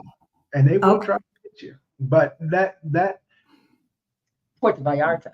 Oh, that's where that was. It was, of course, in the touristy areas. In the touristy areas, that's when that happens a lot, because of course tourists are coming in from all over, and the tourists don't know that you can't make. Tourists don't know that you can't make a left turn from the left-hand lane. Yeah. You got to get in the right-hand lane to make a left-hand turn. Right. Yeah. What? Woo! Pull you over. So they know that kind of thing, and so there's some corrupt police officers on duty here. You just have to know the rules. What traffic police have jurisdiction over, National Guard, or who have replaced the state troopers or whatever, state police, what they have jurisdiction, municipality police, what they have jurisdiction. Because in a lot of cases, the traffic police officers who don't carry a gun or anything like that actually don't have any authority. Have no right to even pull you over. Have no right to put. And then they really cannot write a citation without doing it in front of their supervisor. So if you force the issue with them, that's interesting. See, people need to know. That's why if y'all thinking about Mexico, you got to follow Lamar and Angela. That's the first time I've heard that. The info. We're going to hook you up because they will ask you for your license. You don't give them the license. You can have my license, because they'll hold it and not give it back to you. And you're stuck. You're trying to get your license back. So unless you give me 3,000 pesos. No. What he asked me in Mexico City, 8,000 pesos, which is like $450. Fortunately, there was a good Samaritan that came up, got me out of the situation. I was like, hey, stop it. He said, stop it. And actually the traffic cop actually ran up on the side of the passenger and said in Spanish, told me, get out of here, because he didn't want any trouble, because he knew it had been busted. He was caught. He was caught, busted. Yeah. And so it is a problem. But if you know the rules, it's not a problem. Yeah. Okay. Yeah, keep with the locals, and they'll help you. They'll help you to the game and tell you what's up and what's not, and what to look out for, and where to watch, and all those kinds of things. Yeah, because other than that, here in Querétaro, we've never had interaction with police officers at all. At all. They've been really helpful, very friendly. And now, and talking about mental health, now I've noticed that one of those big police trucks can come with the guy standing on the armored guy standing up behind, and it'll be like 7, 8 of them in the back of the thing with the big militia, and then one guy standing up there with the actual submachine gun. And I'm looking at him in my rear view mirror like, and then just keep it going. And I was like, wow, right? Because a while ago, about a year and a half ago, when I was in the States, if this would have happened, my whole body would have had a reaction and gone. Because police officers in the United States spend a lot of time tailing somebody, putting their information into their computer, looking up, I pulled you over. Whoa, time out, dude. Yeah. What are you doing? Here, they don't, that's not their big issue, because I can tell you right now, the way people drive here in Mexico, they run red lights, they make left-hand turns from the right-hand lane. They will make a U-turn from the right-hand lane, going the opposite direction. It is Mad Max Beyond Thunderdome, especially in Mexico City. Right. It is Mad Max. That if you've ever seen that movie, go look that movie up. I've heard. I've seen. I heard it's like a dance, you know. And look, so we already knew we weren't getting a car. Y'all are brave to be driving in Mexico, because I know what the roads are like. Real brave. And so then we were like, okay, but what about a scooter? Let's get a scooter, right? Oh, a scooter. A scooter. Girl, we ain't getting no scooter. These people drive crazy. Now, this is what's so crazy. Portuguese are the most patient folks. Oh, until they get behind the wheel. Yeah, And then that's when they turn into Yes. Mad Max Beyond Thunderdome. Because here in Mexico, everybody's in a hurry, and they will When they're rush in the car. When they're in the car, when they're out walking, you walk down, and then they'll stop in front of you, like, dude. When they get in the cafe, Yeah. and, oh, I'm sipping here for hours. We're just enjoying ourselves. Right. And then as soon as they get in the car, they, you know, Yeah. they lose Same their here. They lose It's their universal. Their mind. Yeah. Yeah. Lose their minds. So I high vibe. been trying to learn how to drive in Mexico. You need to come here with at least this kind some of skills. Some skills. I mean, I've been driving for 50. So in other words, don't be no Manhattanite. No. With, you know, right? Mexico City. We just got back from Mexico City yesterday. Well, I have to drive getting us out of Mexico City because Lamar is like, oh my God, oh Jesus. You know? I'm about ready to, hey, look, I'm going to do a little demolition derby and bump drive somebody to get out of my way. Oh my gosh. Yeah. You all are so brave. Yeah. From the stories that I've heard, there is no way I won't even drive in Manhattan. Yeah. It's much less. I don't know which one. We haven't decided which one. The traffic in Mexico City is just it's off the chain. It's next level. It's next level. But the motorcycles, you can't make a sudden move because you're going to put one of the motorcycles into another car. Yeah, I wouldn't even compare it to New York. No. And I've driven in New York. I can drive in New York fine. Mexico City, that's a whole different level. And so even with all of that, with having to look at militia, right? Like, and that's we don't see that as often here in Portugal. We have seen it. We saw it more in Italy, the most in Italy, I think some in Spain. It depends on what's going on with GNR and stuff like Yeah, that. If they're having big events like they're going to have Web Summit, you'll see their presence more. Yeah. When the Pope came, you saw the presence more. Right. But it just depends on where you are too and stuff like that. Yeah, because we were near embassies and stuff when we were in then Italy. you'll see them come out with the bigger artillery and stuff like that. And at first, when we were in our travels, it was like, whoa, you know, and my brain still in the Matrix and with the red pill. Right. Saying, we ain't got that in the United States. No, we don't have that, but they're still killing us. Yeah. Right. Yeah. So High Vibe says, what were the physical changes you noticed as your mental health improved? Okay. So I in looking back at our videos, especially the videos that we took right before we left, because that whole time period, just thinking back on it, that was traumatic. It was trauma with a capital T. Trauma. It was a traumatic time. A lot was happening. Both kids were sick and in the hospital at some point in time. We had to deal with so much that was going on all at the same time, and it all came crashing in. And I literally look at those videos, and you can see it in my face. There was I had a picture of myself in 2020 in September, the beginning of September of 2020, and I look good that day. That's why I took a selfie. I was like, oh, you cute. You look good today. Oh my God.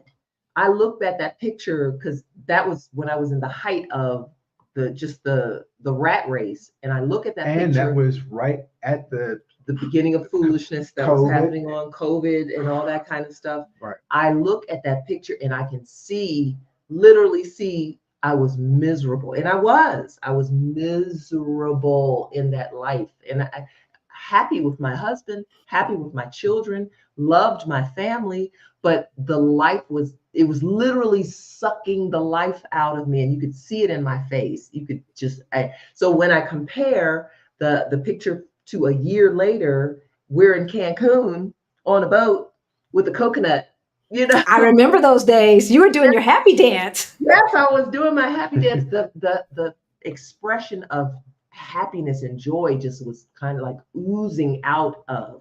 So in terms of my physical changes, I've noticed that in just my general appearance, We've dropped weight. Now he's dropped weight. I've dropped weight too, kind of like I need to go back on the other side Right.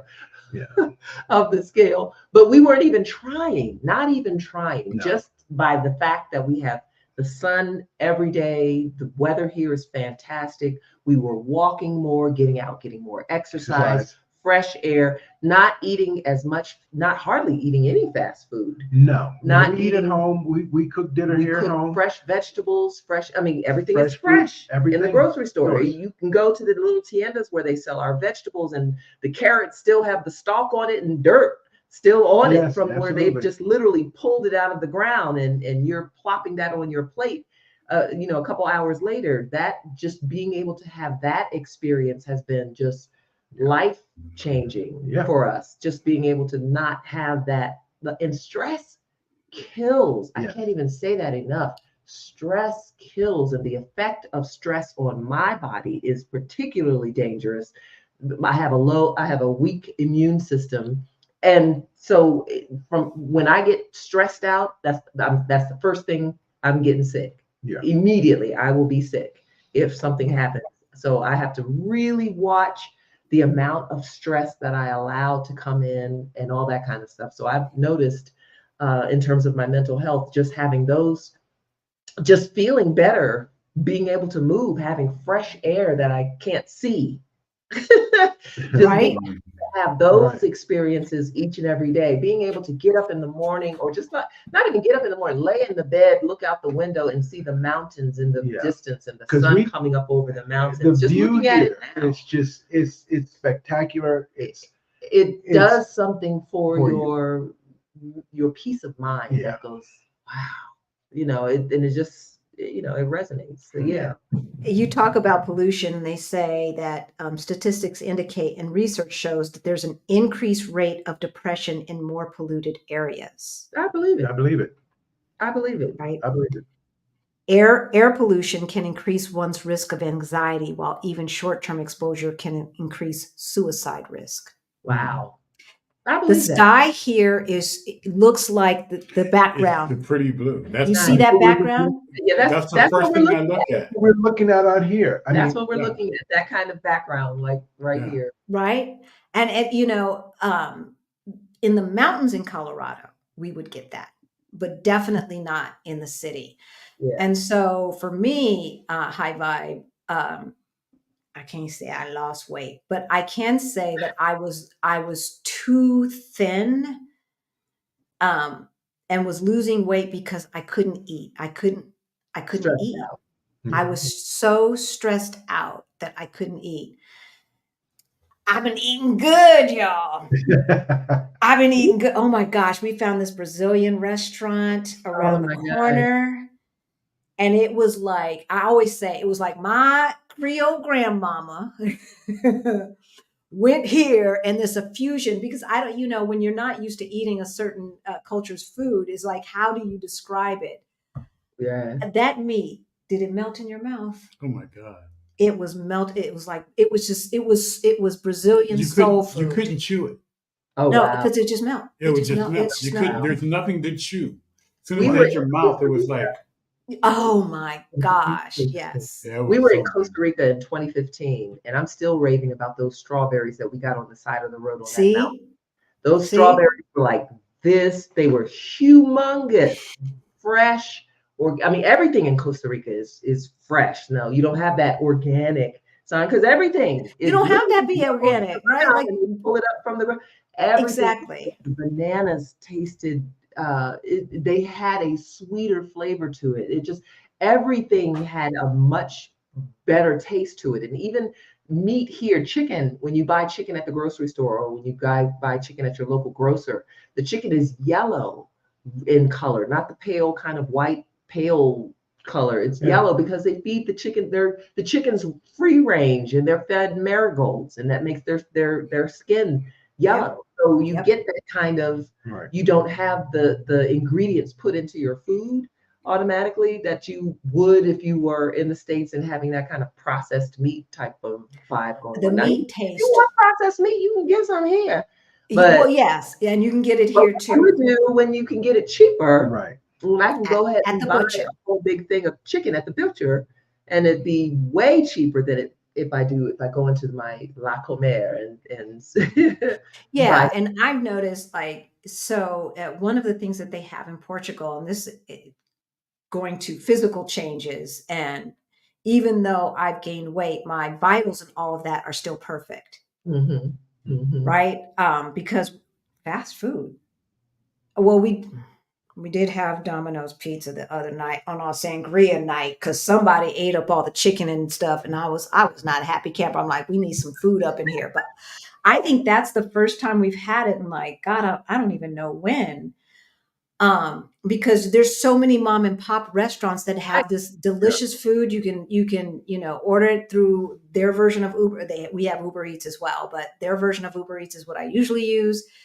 Or we just walk down the way and pick it up. But as far as cooking at home and stuff like that, we do that 90% of the time, if Mhm. not more. Yeah. Yep. Same. And right. And each neighborhood, I don't know if this is Portugal wide, but I know it's Lisbon wide. Each neighborhood has its own indoor farmers market. Yeah. Oh, nice, nice. So you've got an indoor farmers market in each neighborhood. And then on top of that, every other corner has a fruitaria. Right, right, And so, when you picking up apples and you see one with a worm in it, right, that's all you need to know. It's organic, because right. otherwise it would, there would be no worms Right. Yes. if it were not organic. And so they're not using pesticides anyway. And so you can get, just everything in season without it being imported at the fruitarias. Now, if you want a pineapple from Costa Rica, you can go to the chain grocery stores out of season, right? Out of season, because Right. otherwise they grow in Madeira, which is an island of Portugal. But if you want it out of season, you can get it.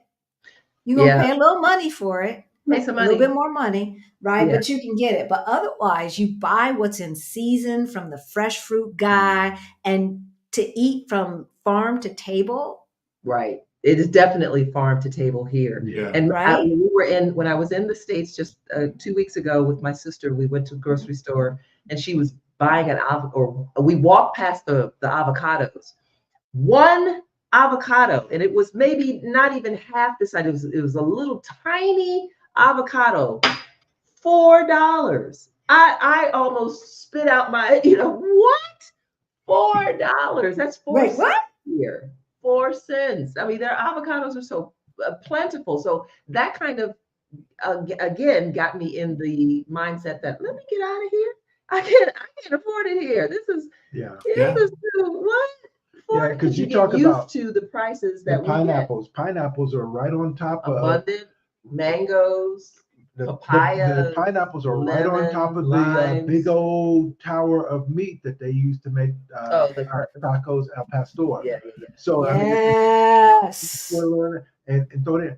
So pineapples you can get all year, all day, every day. every day here. Yeah. I mean, there's so much fresh fruit here.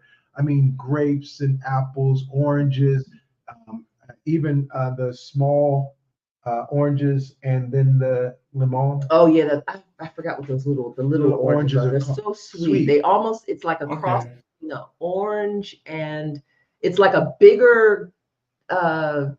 Tangerine. Yeah. But it's bigger and it's sweet. It's so good. And Yeah. so I keep forgetting the name of the Sounds good to make sangria. Yeah. Well, oh, yeah. I go back to sangria. We had a good time. We had a good time. We closed down the place. I hear you. Nice. I hear you. So Cassandra asked, if the USA made political corrections, would you return? Hell no. No, I'm not going back. Like dude said in Harlem Nights, now put your mom on the phone. I'm not coming home. Yeah, I'm not coming home. Even if we decided to move someplace else other than Mexico, decided we wanted to try something else on for size, I wouldn't go back. Look, Cassandra, there is a disturbance in the force. And when I mean that in the United States, there's a disturbance. And the disturbance is that they keep messing with people of color.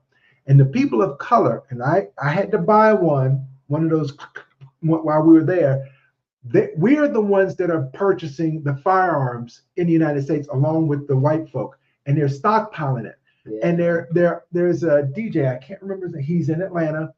He's doing the same thing that these white militia or whatever. He's taking black wives, their sons, husbands, and they're training them in undisclosed locations on how to use firearms, not for an offensive point of view, but to protect themselves, because they're tired of them messing with them. And if you walk over there, you're not going to limp back. They're going to put you 6 foot under because they're using large weapons.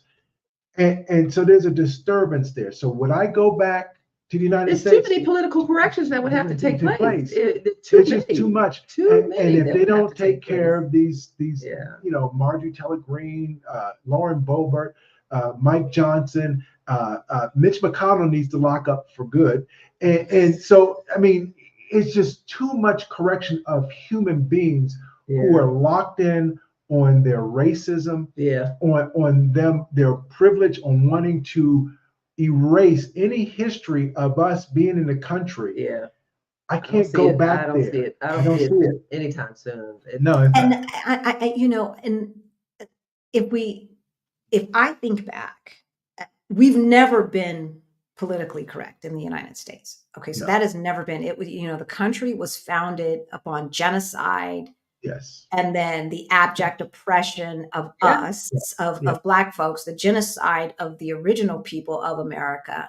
Right. Okay, so the foundation is already rotten. Blood is in the soil. And the blood is in the soil, and there have been no reconciliation. Right. Not only has there been no reconciliation, there's barely been an admittance of wrongdoing. They don't want to talk. They don't want to talk about it, right? And so even if we were to get a Congress, a Senate of thinkers, sane thinkers, right? And then a president that had the moral fortitude. Right. I have never, ever felt like I truly belonged to America. Right. I've never felt that I was truly an equal citizen in America. Right. And I felt it for about this long when Obama first got elected. Yeah. Second time around, I was flipping so many. I was so angry at the way that they treated him that I found myself grimacing at babies who didn't look like they could be my baby. Right. Now, that is a bridge too far. Yeah. Mm-hmm. Like, when I'm like, now I know you innocent, but 10, 20 years from now, you're going to be just like him. And I'm thinking this, like that is not good for my mental health nor my physical health to have that much angst where I can't even enjoy an innocent baby. Right. And you get tired of having to explain this. Oh, you get tired of having to black-splain to white folks the experience of racism, of systemic racism, especially. You get tired of having to prove to them that it exists. And it's not just you making it up or being oversensitive and all this kind of stuff. So when I had to explain to Julie, one of our neighbors, who didn't understand affirmative action, and she didn't understand that the reason it was brought about was not because to put Black folk in college. It was to ignore the fact that they had a different skin color and that they had the qualifications to make. So it wasn't fair. So in order to make it fair, they had to force people to be fair. And so she was like, so it's not about hiring Blacks? I said, no.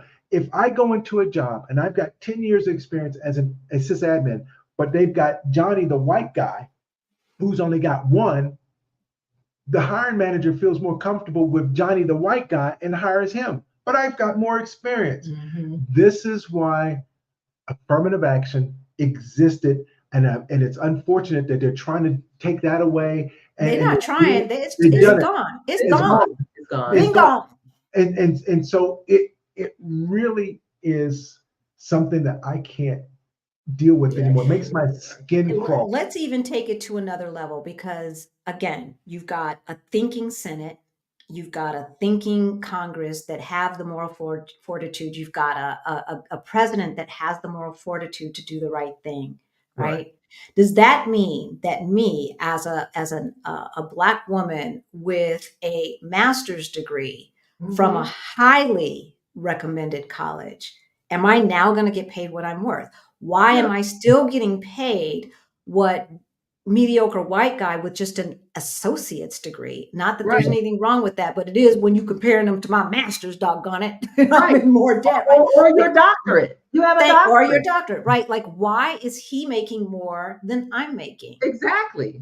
Why do Black women with a terminal degree, that Come means on now. PhD, Come on. MD, or Come a law degree, have higher mortality rates when delivering babies than white moms with a high school dropout? That's a high school dropout. Like, political correctness cannot change these things because these are human beings. These are doctors and things that already have preconceived notions about who we are and what we are not going to do and what we do or do not deserve.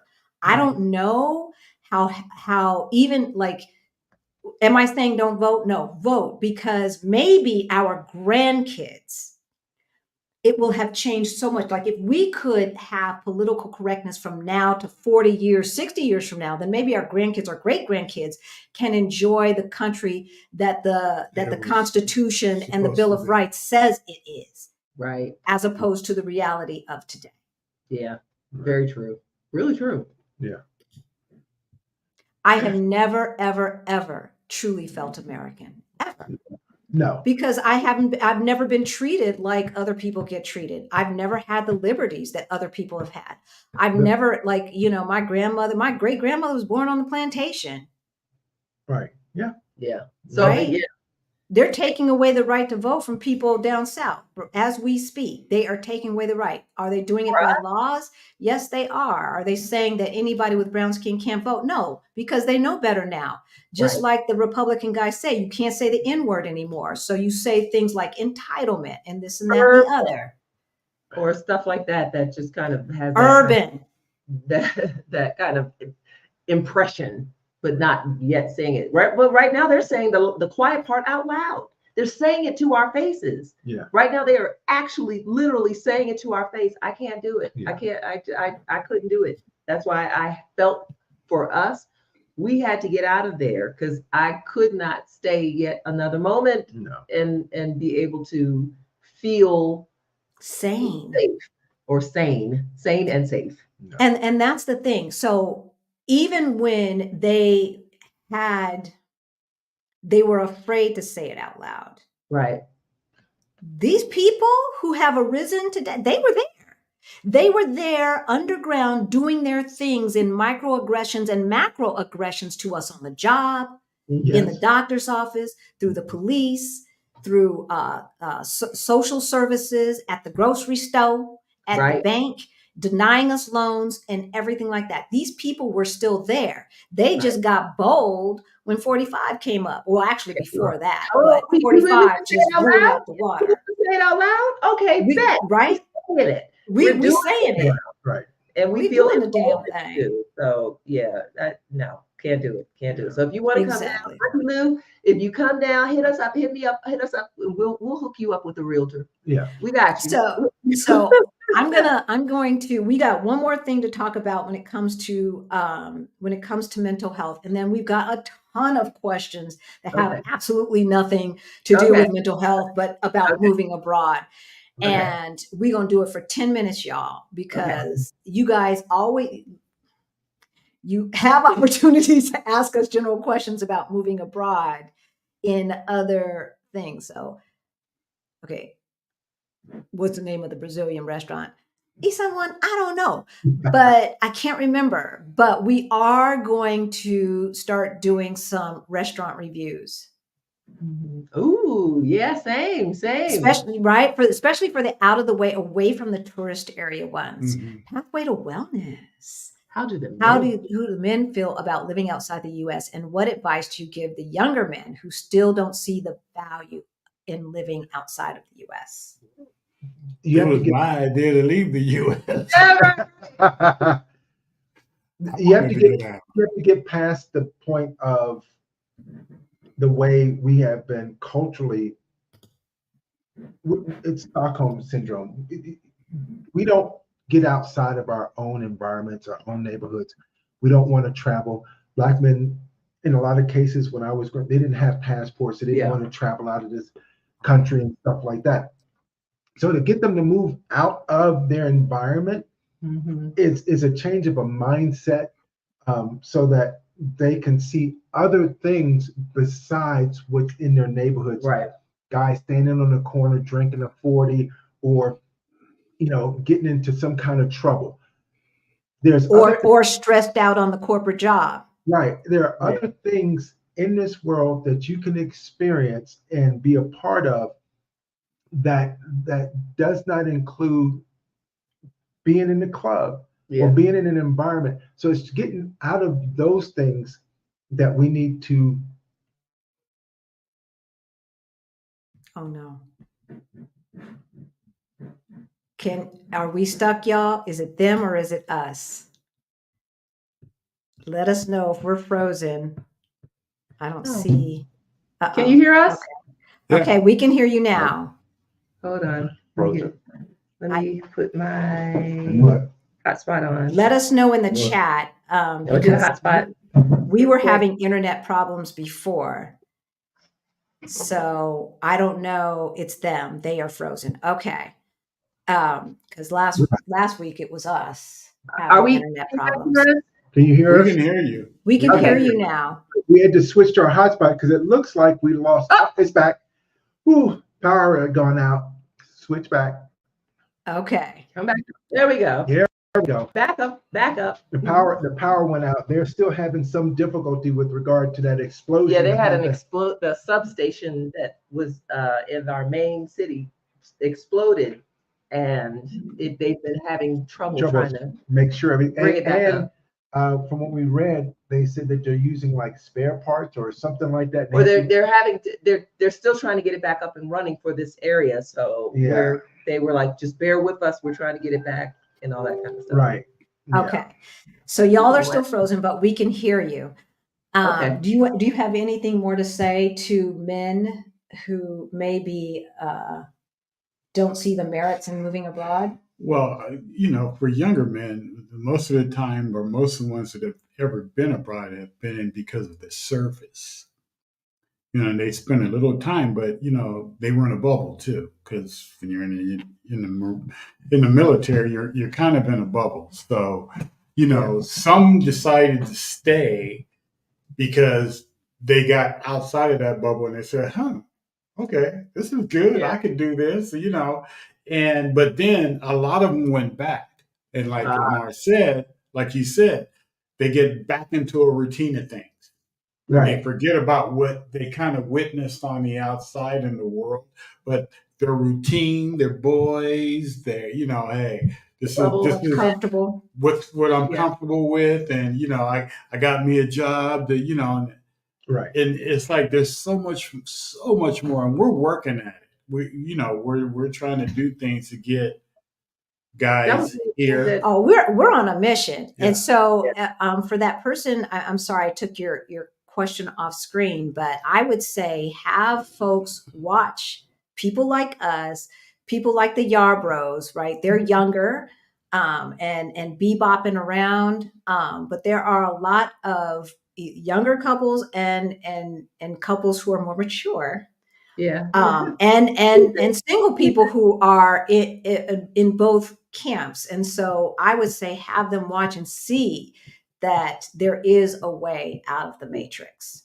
Right? I think for our son is 18, and he's that guy in this kind of age range. We wanted him to move here, and I said to him literally, because we moved in before his senior year begun, just give me a year.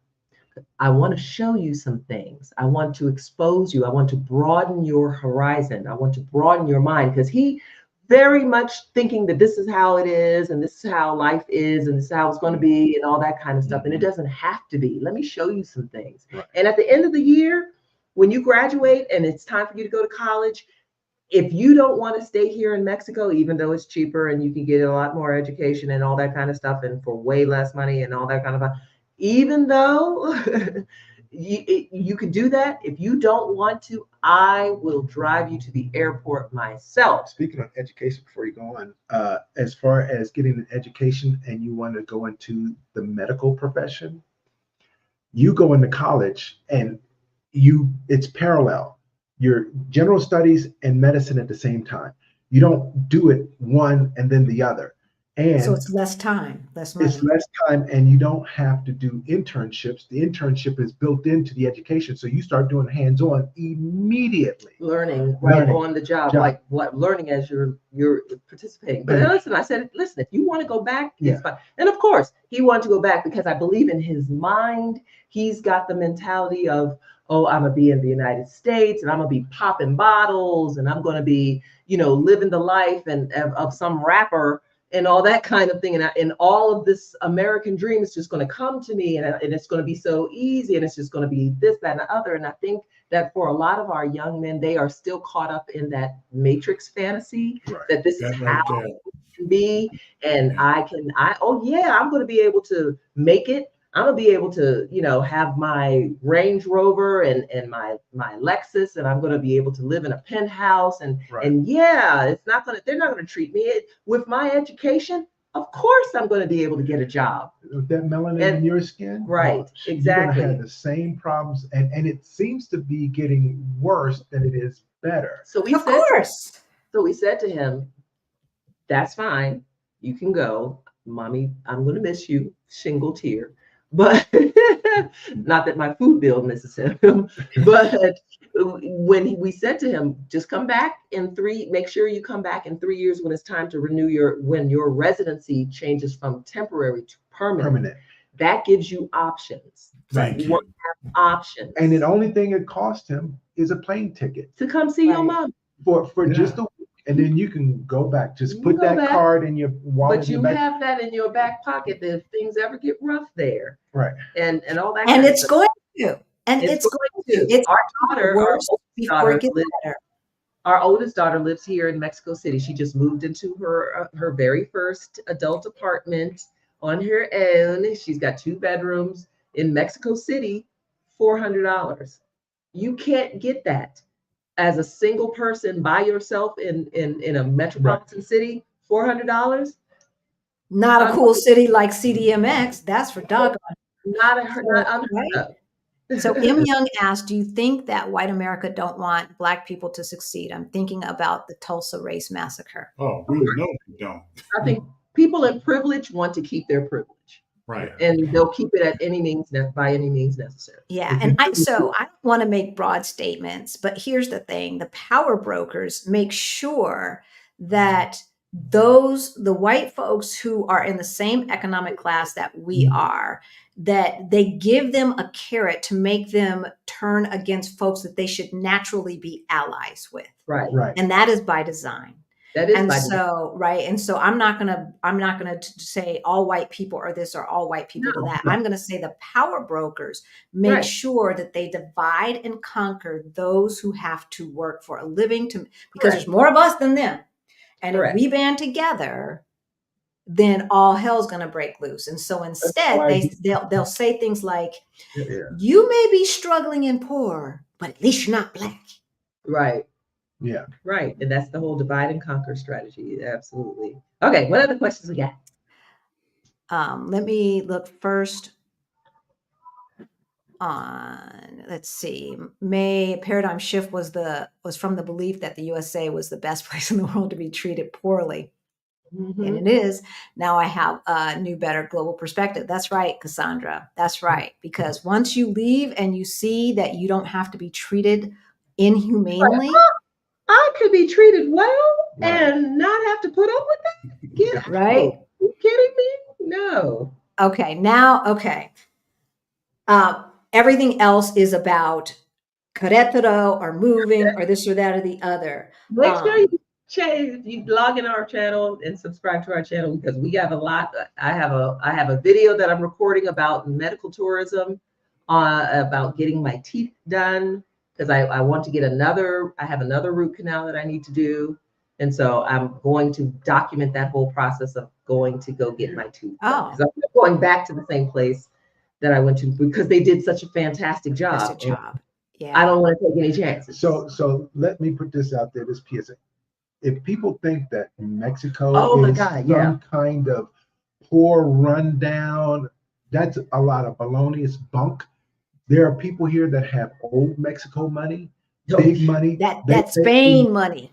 Yeah. And the technology here. So when you look around and say, okay, it's very colonial looking, but you go into a restaurant, handheld card readers, which you don't see a lot. You're just starting to see in the States. When they do payments for when they come and deliver gas, it's the same thing. Not only that, Yeah. the health care that we have had here has been fantastic. Matter of fact, the doctor will give you their cell phone number. And their WhatsApp, call me, or hit them up on WhatsApp. If you have any questions, call me after our son had his nasal surgery. Called us to check in. How's he doing? Is he okay? Is everything all right? I'm like, they will come to your house to do your gynecological exam. I mean, just things like that. You're like, yes. Yeah. The whole October was Breast Cancer Awareness Month. They had a special at one of our local hospitals, getting everything checked from the rooter to the tutor. And that whole process, was 800 pesos. 800 pesos is what? Was like 60 mammogram, $70. MRI of your nether regions, the whole checkup from the rooter to the tutor. I was like, are you kidding me? Right. This is how much for the cost of what I would pay for a copay. We're getting x-rays, medication, follow-up visits, all of that in state-of-the-art type of facilities. I don't have a problem saying this. Ben's surgery, which was nasal surgery, took, I think, about an hour and a half, 2 hours. Yeah. It was $2,400. In the States, that would have cost us anywhere between 15 and 20, maybe $25,000. Yeah, for Ben's that level of surgery that he had. Surgery that he had. Yeah. So, and medication is inexpensive. Yeah. I mean, and there's certain things here you can get without a prescription. Yeah. It's inexpensive. The doctors are experienced, excellent doctors, skilled doctors, because of their education, the way they get their education, they start off doing it. So here in Querétaro, it's not the same. There's a lot of people here that they call chilangos that are from Mexico City that have moved here. And there's a lot of people moving from Mexico City to Querétaro because not only is it a growing, vibrant, modern city, right, but it's not as crowded. Yeah. Right. And so they're moving here. There's a lot of growth. There's a lot of home building here. But the people are great. They are friendly. They're helpful. Right. I couldn't ask for a better place to be. Plus, I don't have to shovel snow anymore. Oh, yeah, right. That yeah, that right there. For those of you who are from the southern regions of the United States, you may not be able to relate, but let me tell you. Yes. Right. Yes. But the weather is different here, and this. Okay. Since you're talking about weather, let's just pull this up. This is the first and only time that I've heard someone characterize Querétaro temperatures as cool. In fact, the heat was spoken of so often I eliminated it from my consideration list. Are they talking about Merida? I was great to say, you sound like you're talking about Merida. Merida is hell. Yeah, now that is the devil's armpit. That is some next, and I like heat. Listen, I appreciate a good heat. Right. So but I'm not afraid to heat, but that heat right there in Merida. Oh, you're talking 105 to 110 every day. Yeah, it was there. With that amount of humidity too. It's horrible. Next level hot. Here, right now, we're sitting in this house, the breeze coming into our home. Right. I'm actually kind of every once in a while, I get a little bit of a chilly kind of feeling because it comes in. Yeah. And you get, but the way our house is located in the hillside, right, we constantly get this nice breeze flowing through every level of the house. So no air conditioning here. Don't need it because it feels like they're air conditioned. When we moved here, before we moved here, when we just came to look at the place, and I was like checking the walls, do they have air conditioning? Because I feel a breeze flowing through this house. They were like, no, just open the window. Right. That's all you have to do here is open the window. I think that someone may have told this young Yeah, I think lady. you got it. They may have it's had it Merida. confused because there's no way you could say No, it's it's not. hot. And I don't As a like matter it of hot. fact, I can't stand hot Yeah. like that. No, I he mean, I doesn't. couldn't even, if we came here and it was smoking hot, it would Yeah, be he like, would. no, that's okay. We need to find someplace else. As a matter of fact, last summer when the heat event was happening in the States it started, it was hot here too during the summer, per certain part of June, I think it was, Right. or whatever, where it was really, really, really hot in the States, and it was hot here. Hot here was 85. And the people here in Querétaro was like, oh my God, it's Right. woo, it's so hot. I was like 85. Maybe they were told that like 9:30, 10 o'clock during the day, the sun is, because we're at such a higher elevation that the sun is straight overhead. That's true. So when you walk outside, You do feel the sun. You do feel that the sun. but it's not the same as having sun and humidity. Yeah. And then as soon as you come in the house, temperature drops 15, 20 degrees. Oh yeah, absolutely. So, or in the shade. Yeah, or in the so- shade. Yeah. Yes, I'm sorry that she was told that, Yeah, no. but you have to come here and experience it, because right now it's cooling off. You're getting into what would be fallish type of, even though they don't have fall. Yeah, we don't have fall. And then when you but- get towards December, But in the evening now, again, we're in the higher elevation. We're in the mountains, so in the evening it does cool down. So Right. you would need now, last week it nice got little down jacket. into the low to mid 40s at night, which was quite chilly without the cold. humidity. And For because, me, but I because like it hot. it's the poorest type of Ground. like Arizona, it releases the heat. Yeah. So it does not, it's not hot here at all. What Yeah, cities yeah, yeah. did you scout before deciding on Querétaro? Okay, so see what Thank you, glass half full. what had happened. Now I was down to move way before this guy was. Yeah. Okay, so let's just full disclosure. Yeah. I had been shopping countries all over the place.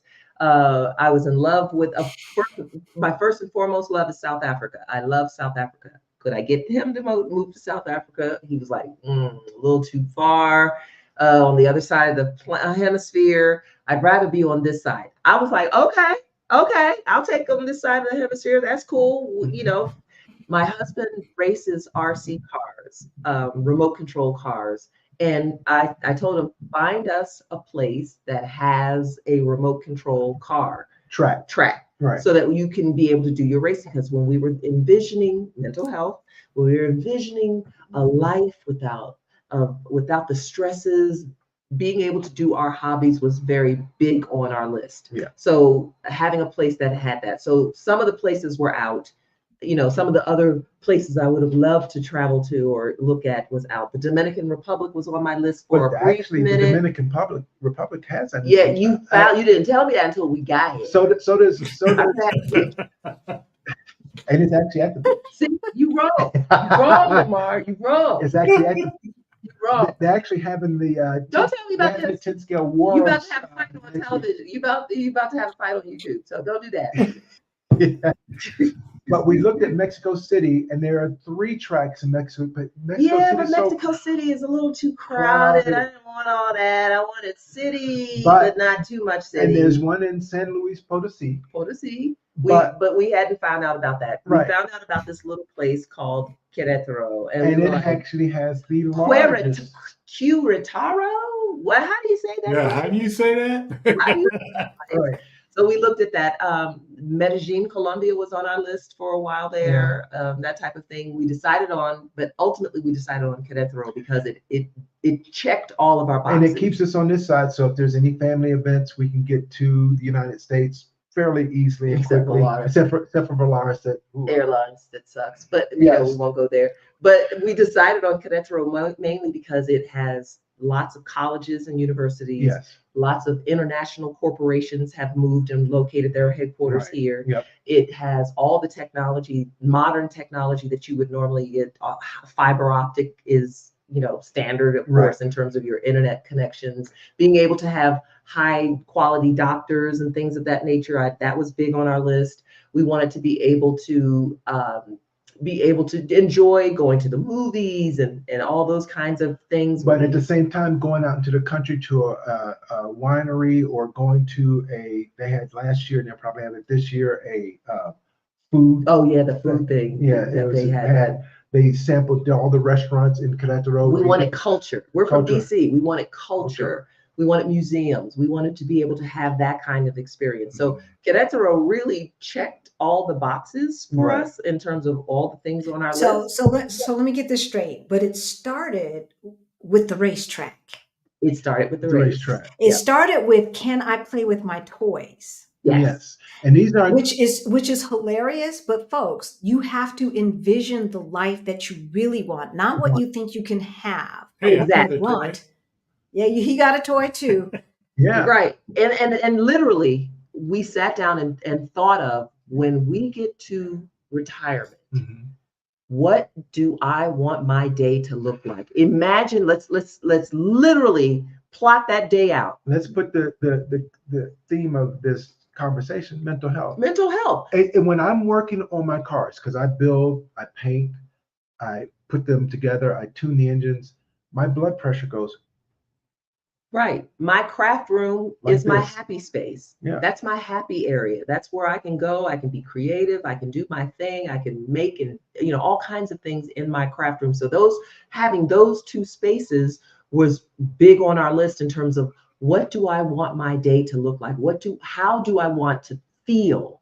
And so that was really the largest consideration when we were looking at relocating and moving to another country. How do I want to feel? Do I want to get up every morning and feel stressed out? Do I want to get up every morning and feel like I'm running on this rat race or this Right. hamster wheel? Exactly. I don't want to feel like that anymore. So it was literally setting that vision and then finding something that worked to make that vision happen.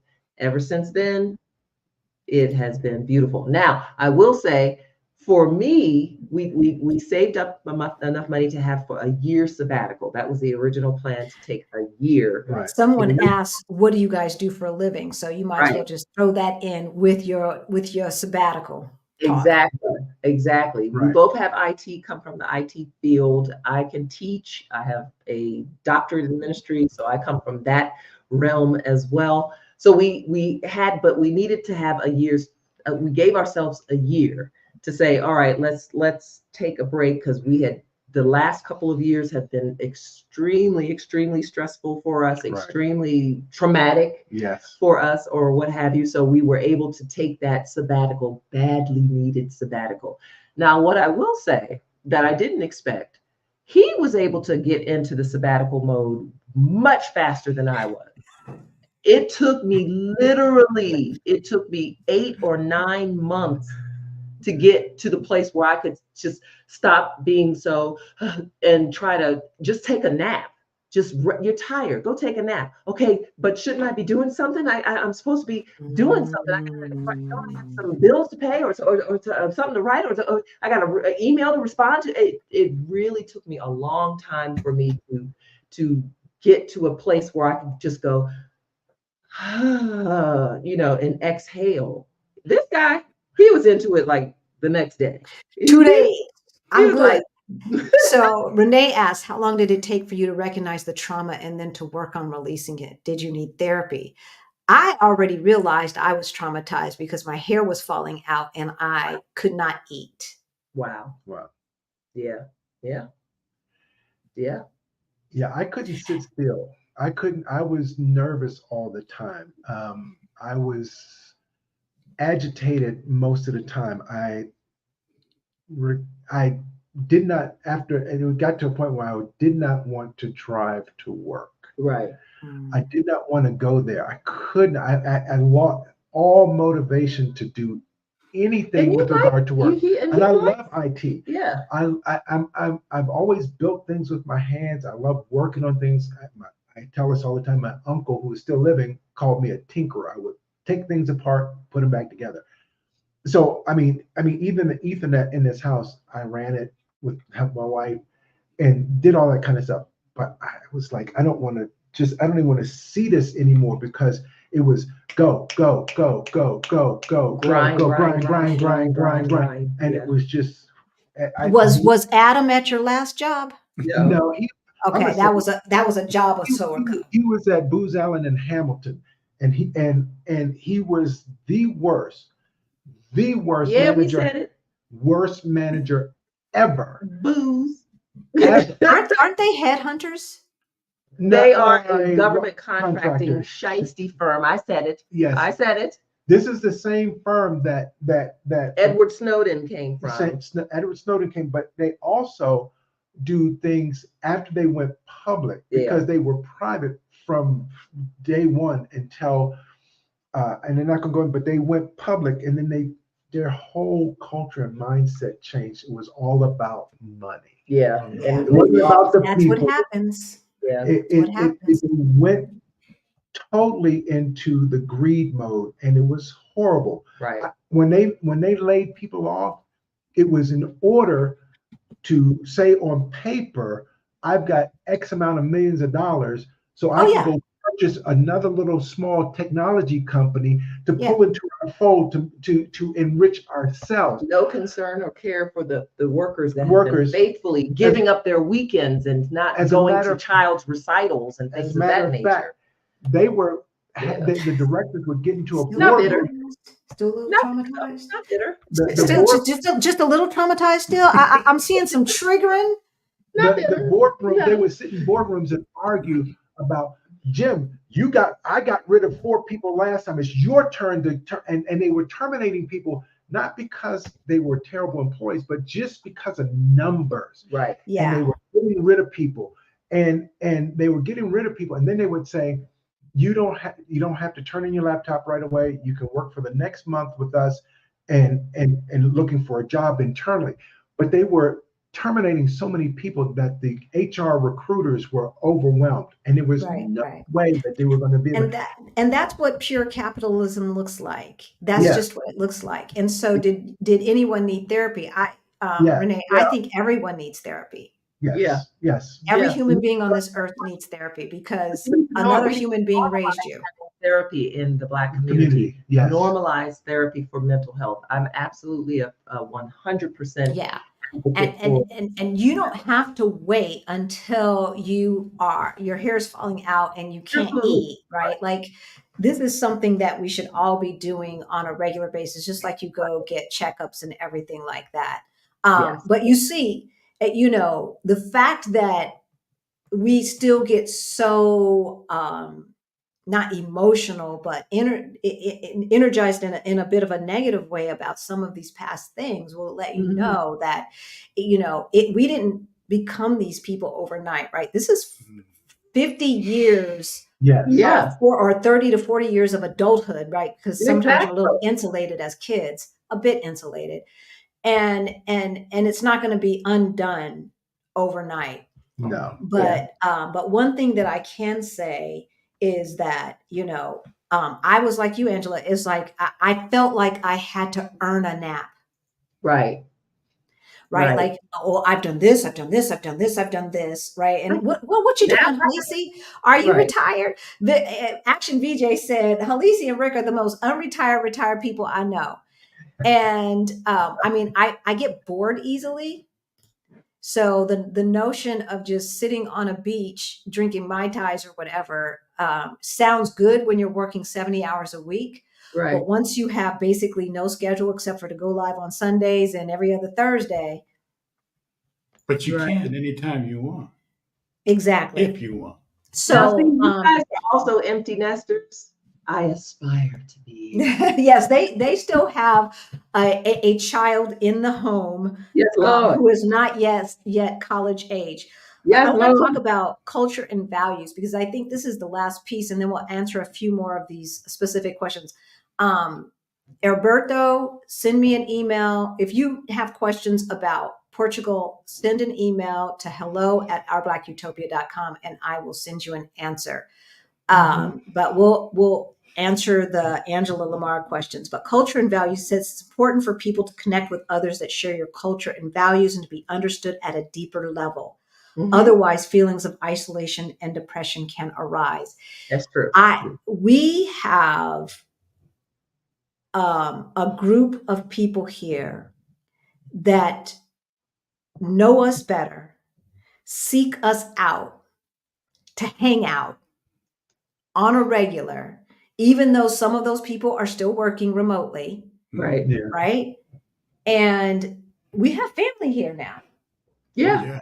Yeah. And that was from day one, because the other, we're now getting some Portuguese friends and stuff like that, and friends who are not Black Americans. Mhm. Actually, we did from day one. Truth be told, actually, as I think about it, like Rossini, right? Like, but who's Brazilian? We've got British friends and stuff like that. But you got to speak English because our Portuguese sucks. Yeah. I'm just gonna be honest. I speak Portugal, but I think there is a certain personality, there's a mindset shift that happens once you decide to get out of the matrix, to move abroad, to get away from the country that is oppressing you. Yes. And so we say all the time, where were y'all when we were in the United States? Right. Right. Yeah. Where were y'all? We needed like-minded people like you to hang Mhm. out with, to give hugs to, because all of this, and to laugh with. I mean, we spent a whole day Oh, laughing, just talking laugh. smack, laughing some more, and Fun. just being happy in the moment. Right. And this is what you need Yes. to live longer. Yes. Yeah. Indeed. Yeah. Indeed. You talk about live longer. That was one of the things I did not like seeing at DISA, was looking at their homepage. You bring up your computer and automatically when you go in the browser, and then always off to the right there was some Somebody who memorial would drop who dead had dropped dead at work. at work or during the time, and they're young. I remember saying, I tell you, this guy came in all the time. He always had these Hawaiian type shirts on. What an old dude. Then one day I'm looking, I said, wait, that's they said, yeah, he died last week. What? And he was not even 50. Yeah. So it's like, no, I can't. It's not. I can't do that. I Yeah. need to live life. I need to Mm. be out here and enjoy myself, because yeah, it could happen any day. I mean, we just had a young family member, just die suddenly. Yeah. 35. And so I'm not going out like that. That was the other No. thing. In terms of mental health, I really wanted to. Life is short. Yes. Thank Life you. is so short, and it's too short to suck. You know what I mean? And to think that you're going to be able to retire and one day be able to enjoy life, I don't know if I even have that time. Right. You know what I'm saying? And when I get to be 60, 68 or 67 or what have you, am I working in those jobs? Am I going to have the health to be able to enjoy going to the beach? Or am I going to be in a walker, in a cane, and with the whole bag of medications and prescriptions that I need to take just to be able to get up in the morning? Don't waste the pretty. Go for it. If you Yes. can go for it. So that would be my advice to young marrieds considering moving. Talk about Yes. it. Decide what you need. Now, granted, I will say this much. For us doing this with our kids when the kids were smaller and both our parents were still alive at that time, Right. probably would not have made me feel like I wanted And to the go for reason is that I'm the only one that's married out of my Right. siblings. I'm the only one that has children. And Right. my mother adored and I adored her her. grandchildren and my wife. And so And she waited so long to get them grandbabies. And when Right. she got them, she was such a fan. I would have never, unless we took her with us. Yes. I was would- about to say that was an option. Yes. Yeah, I would have took her with us. But again, you talk about medications. My Yeah, mother sure. had scleroderma. She had high blood pressure, pulmonary hypertension, lupus, and scleroderma. Yeah, you said Scleroderma. Yeah. And she had a really bad knee. So she was taking 15, 20 pills a day. My dad had had a rare form of Parkinson's disease, died from a rare form of Parkinson's, cortical basal degeneration. My mother had Parkinson's. So, and your dad. And we will never know, had moving out of the United States when Right. your babies were babies, if that might have changed the trajectory of their health, We right? won't know that. Right. We won't know You know, and the bottom line is it's the food that we eat in the United States is poison. They don't even allow half that crap in the Oh food yeah. here. Very Oh true. yeah. Very Because true. because Really even didn't. Cheetos here are not the same color because they don't The- allow red dye all that, number yeah, whatever they, here Yeah. too. Here Yeah, too. same here. And they don't have as much salt. Did you buy homes abroad? No. Yeah. Do you have We a are permanent residency? currently renting our home. We do have the option to buy this house. We're trying to decide if we want to do that. right. Yeah. Do we have Um, permanent residency? No, we have temporary residency. We're working on year 2 of our, No. well, we're going into year two, and first year of our but you get up to 4. 4. At the end of the 4th year, if you decide that you want to stay here, you can convert your temporary residency into permanent resident. residency. It's almost automatic. And you don't need to show any additional paperwork or Work. do anything, any proof to do anything like Right. that. That's so here we in have Mexico. permanent residency in Mexico and temporary residency in Portugal. And no, we did not buy a home, and will not be until these people stop smoking drugs. I know Yeah, that's right. they gotta figure this stuff out over here. Because they had so many foreign investors and they have so many people moving here that don't know any better and will overpay for a house and then don't get a mortgage, because if you get a mortgage here and then the immigrants stop coming, you won't be able to rent it to the Portuguese. They can't afford that. Right, The right. same things Right. happen in Mexico. So we have to wait until we can find a place. First of all, we're saving to buy a building, but find a place that makes sense that we could actually rent to Portuguese people with the amount of money that they're making. Any advice for young marrieds considering moving? Yeah. Find a 100% remote job, save 35 to 65% of your income, Mhm. have a nice, healthy emergency fund, and Right. get the heck out. Yeah. Yep. Get out. That's it. Okay, what else we got?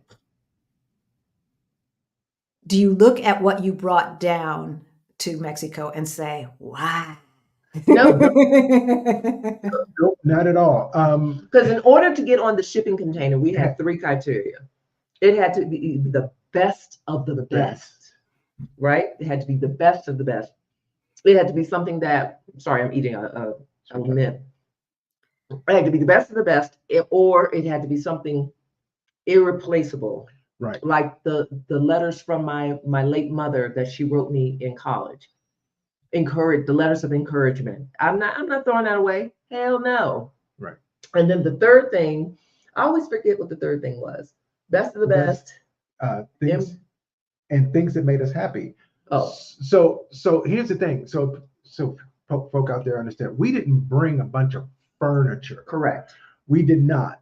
What we brought was things that I couldn't replace and she couldn't replace. Things Right. that have been, as she gave the word, curated. Right. So I have things for my hobby. I started doing racing and building RC cars in 1998. So it's been 25 years. A lot of the tools I cannot replace, may not be manufactured anymore, Right. so I can't get them anymore. And it does make me happy. I enjoy it. So no, there's nothing out of that I regret. No, we got rid of a lot of stuff before we came. My clothes, I'm 6 feet tall. Right. I wear a size 13 shoe. Have y'all seen the Mexicans? You Have you seen these short Mexicans? I ain't gonna find no clothes. I'm being naked in it's not these even streets. So unless I bring my clothes. Even the broomsticks are short here. Exactly. It's like we gotta bend over to sweep. Funny. Yes, it hurts my back sometimes because you can't stand up straight. You have to bend over to sweep. Yes, right. As a short person, these are things that I don't think about. You don't think about it. Yeah. I just don't think about it. I do. I have some tall friends. There are tall people here. Yeah. But they're Not many younger. people here, but we've seen a few on occasion, and they look at us like, wow. But we brought our things with us. No regrets. Absolutely. And we have no regrets.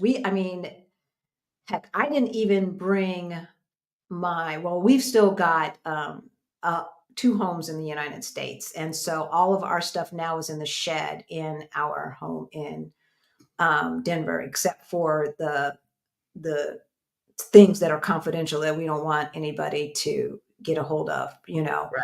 But I haven't even brought my photo albums yet. Oh wow. Wow. Yeah, So we bought family mementos. We bought our art, all of our art. So I collect African masks. And so I bought my mask. So when our shipping container, we had a half a container. When the shipping container arrived, it was like Christmas. Yeah. It was open like, oh wow. Oh, look at this. Oh, I love this thing. You know, it was full of the things that we love. So that when we set up house, our house is full of items that we cherish, items that we love and adore. And so when we walk in the house, mental health, it brings a certain amount of joy to your space. When you walk in, and the very first thing is using that Marie Kondo kind of philosophy, does it spark joy? Right. That my dad is staring at me all the time. Stop it. So he took the picture like this, and it follows when you walk through the room. So it's interesting because in the periodical it said positive associations in the environment, such as family keepsakes, photos, familiar objects, can boost your mood and create a sense of connection. It does, and it made our home immediately feel like home. Yes. You would look at the pictures on the wall, or the little things that we brought that really have sentimental value, have meaning to us, or what have you, and we're placing it in places of honor on the wall and things like that, and you can look at it. I brought I have a library of books. I love my books. It would have hurt to get rid of my books. Look, physically hurt to get rid of those books, because some of the books that I absolutely love will go back to all the time and use. I bought the books for my dissertation, all of that. I bought it all. I bought not all. I threw all of my master's stuff away. I threw it away. And the only books I kept were the ones that were signed. And Harry Potter. And the books that I just enjoy. Now, we gave away a lot of books, but I kept the books that I really just enjoy. Right. Can you share info on the dental company and hotel? Oh, should we share that, or should we put that in our video that's coming out next week? Put it in the video. But listen, they were fantastic, and they were in Cancun. I don't want to call out the wrong name. I don't want to mess it up. So go over to Lamar and Angela's channel and send them a message there. But they were fantastic, and I will be going back again because, and as a matter of fact, I would have already been back, but we had a death in the family, like I mentioned, and all that kind of stuff. But we're going to have that taken care of because I need to. I want to put you on and give you the hookup. Yeah. So Alberto, go ahead and send us an email, okay, baby. So BP, Auntie Trey, I think I must have already gotten Auntie Trey's. And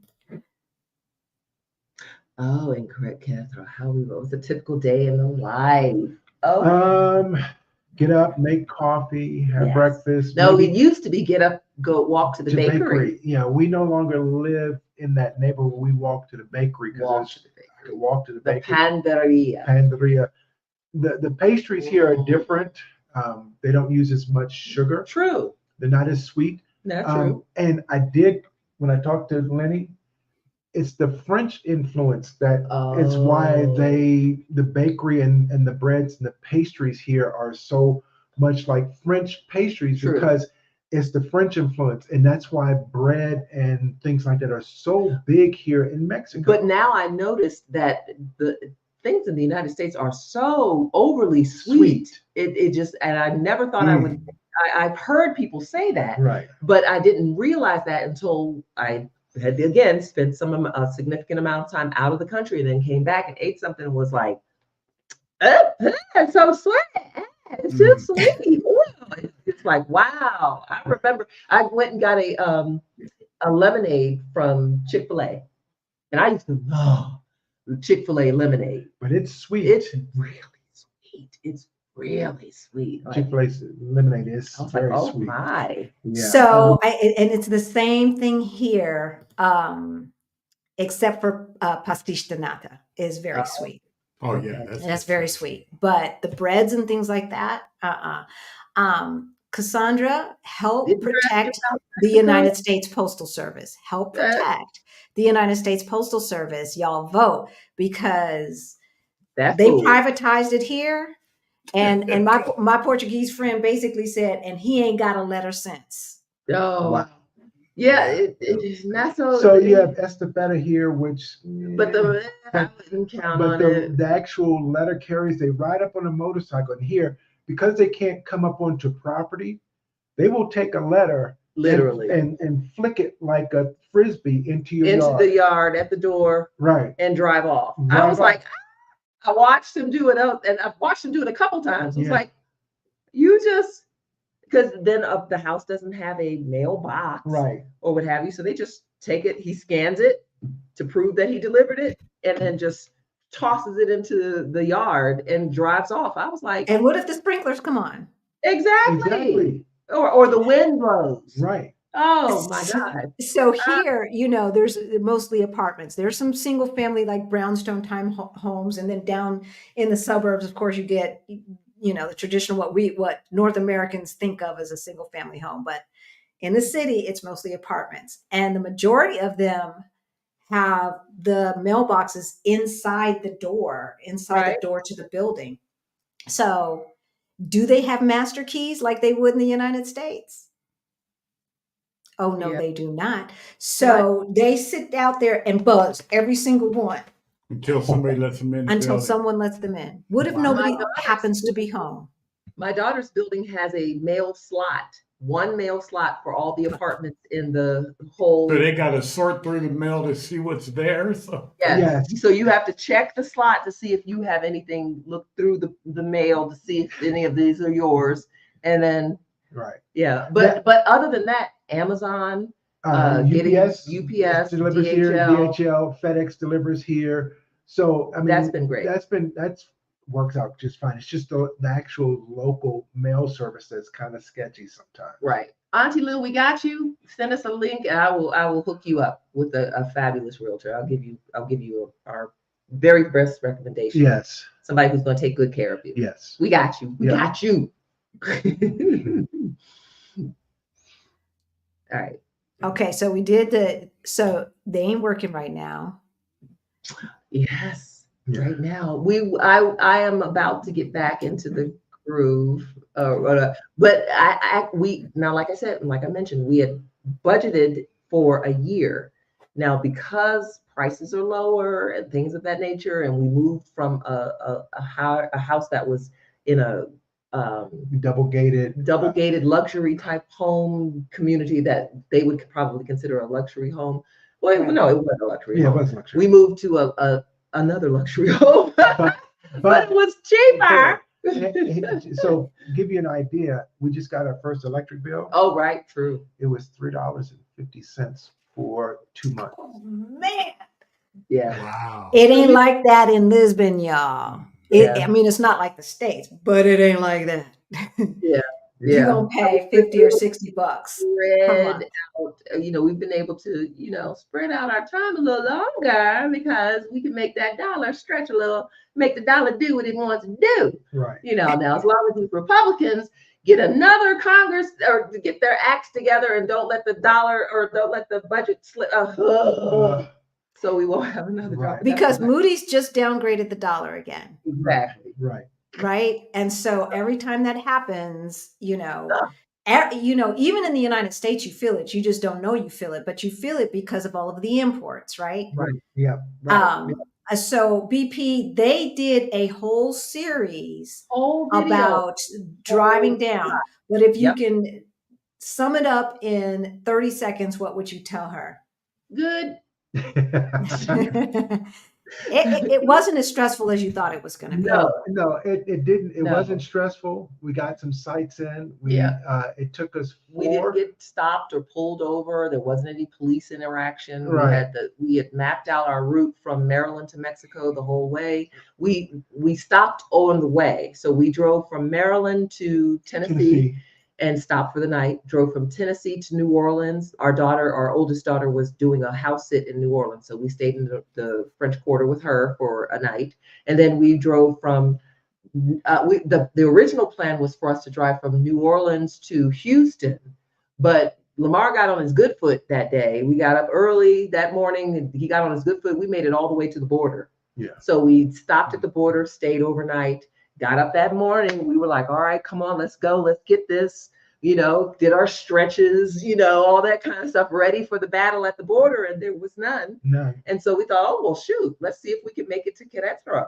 We made it all the way to San Luis Potosí. We stopped in San Luis Potosí because we were like, okay, it's starting to get dark. We don't want to drive at night because we drove only during the daytime because these Mexican roads, or just in these United States roads, right, were awful from time to time, and we didn't want to tear Nellie up. Nellie is our van, so we made sure to stop and make sure we didn't have a lot of, too much time driving and all that kind of stuff. So it took us 4 days. 4 days. 4 days to drive, and as soon as we got to Mexico, we drove to Querétaro to the airport, parked the car, got out our carry-on bags, and we went to Cancun. Yeah, sure did. We had a party. The Black women had a party in Cancun year before last, y'all. Yes, and that's when I finally met Angela in person. We've been chatting, in the Exodus Summit crew chat rooms. We were in the same Airbnb and didn't know it, and we were on the floor above. Right, Yeah. Right above. Right above. And I came down. I don't know if it was me. I came downstairs. Y'all recognized me or whatever. Came downstairs because I was like, "This is this lady that knows you." Same here, because he was like, "Yeah, I wonder if Angela's here because blah blah blah." She said she's so pretty and she's tall, and I was like, "I think they're staying above us." You can't miss me. You can't. And she said, she just passed and sitting by the pool. So I'm sneaking, I'm looking out the window. I'm like, that's her. That's her. So we're going to have so much fun in South Africa. Yes, we are. Yes. I cannot wait. Yes. So Barney, go ahead and go over to Lamar and Angela. Yep. Message them up, and they will hook you up with their realtor. We find our place in Mexico. I will briefly tell you, we have been working on this video.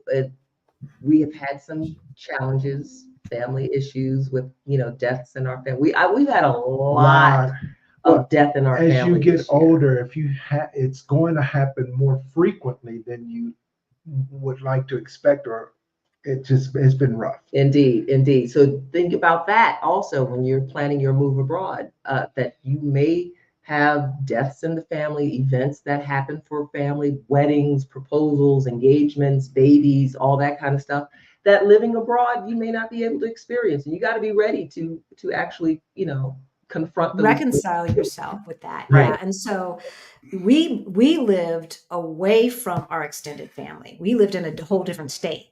So we were already used to missing a lot of those events. I mean, we'd fly for some weddings with enough notice. Right. But, but the smaller things like the baby showers and the this and the that, and even maybe the bachelor parties and the this and that, we might miss those things.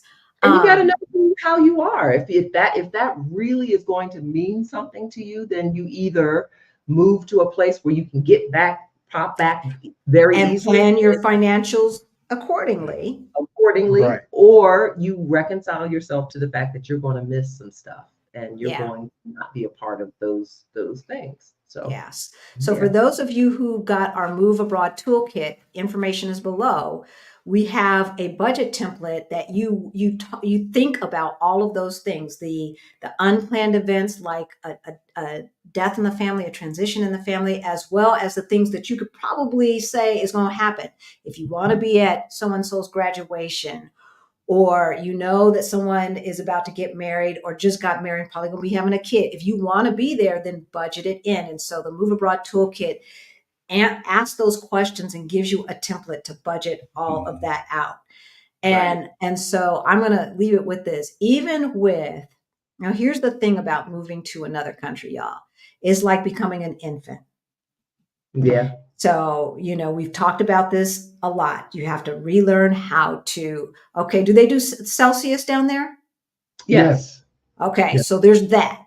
You can't just look and see what the temperature is and know right away, have some context with that until you Until get it to gets know to go, oh, which numbers are about at what level Fahrenheit if you're baking American, right? instructions, buying a Baking box instructions, yes. mix. Right. The baking instructions are going to be in Celsius. They're going to be in a foreign language. Cooking with Even the dates. yeah. Here Oh, is the hey, day, the yes. month. No, what is it? United States is Day, the day, the month, month, the year. year. Right. Here Cook, is the month. No, it's No, the it's opposite. opposite. It's the date, Yeah. the month, the year. Day of Yeah. year. cooking with propane. Propane burns hotter, so it's a different cooking. But I prefer cooking with gas. But starting a And Yes. here is very, very energy efficient. They have a lot of, they cook with a lot of hot air more than the burners. They have induction stoves. I've burnt up so much food. It took me 7 tries to get money out of the ATM. He's having problems logging into the doctor's website so he can get all of his information, and the password don't work, and then the this and the that. And with all of those little inconveniences, Still, do you still feel like you are mentally healthier than you were before?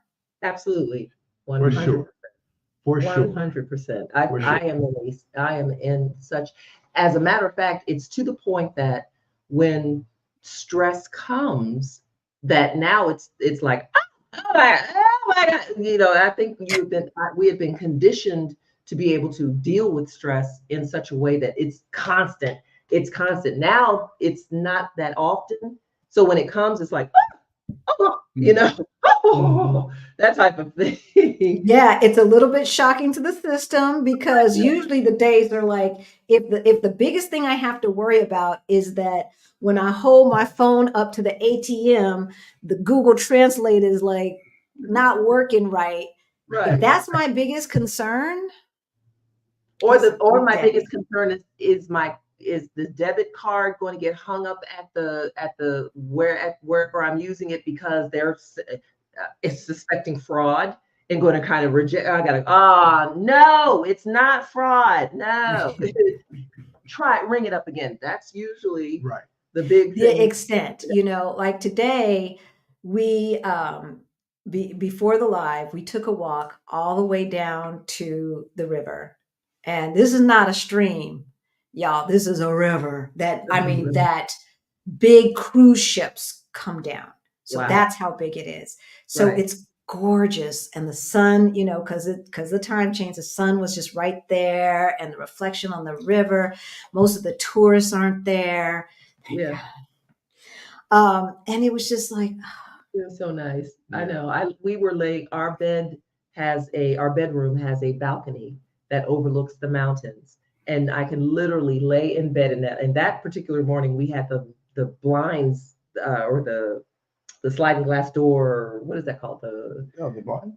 Is it called? Yeah. I'm thinking of the Spanish word. Wow, that's crazy. But anyway, the blinds were up, and I was just laying in bed, and the sun was coming up over the mountains, and it was the clouds. It wasn't a cloud in the sky. It was just so beautiful. I was just laying there. I had to go get my phone. I was like, I need to take a picture of this because yes. this is just wow. I can't believe this is my life right now. I Yeah. literally cannot believe this is I my life. know. I have to pinch myself sometimes. And I still say we've been here since August, because that's when we started paying rent in this apartment, August 2022. But we started this exit June 2022. And I remember being here, and one of our first friends, who is now family, she was sitting there and she's like, we live here now. And I'm Yeah. thinking, we don't live here now because we still got to go back and go to immigration and do this and do that. But I was like, yeah, baby, yeah. Yeah, we're living now. But when we came back with all of our stuff after Right. we had gotten our visa approved, then I started saying, and I still say it, like we'll see a new area or this or that, or it'll just be a beautiful morning and the kids and the babies are playing in the park, and I'm like, we live in Portugal, y'all. Right, right, I mean, right, it's just it is something that I never thought could happen, right. and I have never been this at peace. True. And that's Very- where we will leave it. That's where we will leave it. So, because we've been talking for almost 3 hours, Oh, wow. and we're sure that you probably still have more questions. So, if you have more questions about Querétaro or about Mexico in general, please check out Lamar and Angela. That's the name of their channel, at Lamar and Angela, and you will find them. If We you are- have questions about Portugal, Let's do our first of the month. Right. It's the first of the month. We didn't get a chance to do our first of the month this month, but we were thinking of doing a half of the month Yeah. and being able to answer. So we will all open that up to answer all of these questions. We will go through the comments and answer all of your questions that you may have had. oh, yay, yay. Awesome. So they go live usually the first of the month, first Wednesday of the First month, of right? the month. Yeah. Yeah, or just the first day of the month. It's the first of every Where- month. Okay, well, no matter what day it is. Okay, Whatever so day that first, is. first day of the month, but they're going to do something in between. So make sure that you check them out, put on the alerts, subscribe so that you can get that information. If you have more questions and you want to talk to us personally, you can book a call with us. Please, if you are trying to get your money straight, get our Ready to Retire toolkit. After you go through that, you think you still need more help, we've got Beyond the Bling, Money Mindset Makeover for Financial Independence. And that will walk you through everything from expenses to your savings rate, to where you can live, to investing in the stock market, investing in real estate, getting a side hustle. You will have your plan to get financially free. Once you are financially free, even if you want to continue to work, look, that's going to release some stress right there, because the atoms of the world, you can say to them, yeah, so let's let yesterday be my last day. Right. Peace out. Deuces, right? Yep. Right?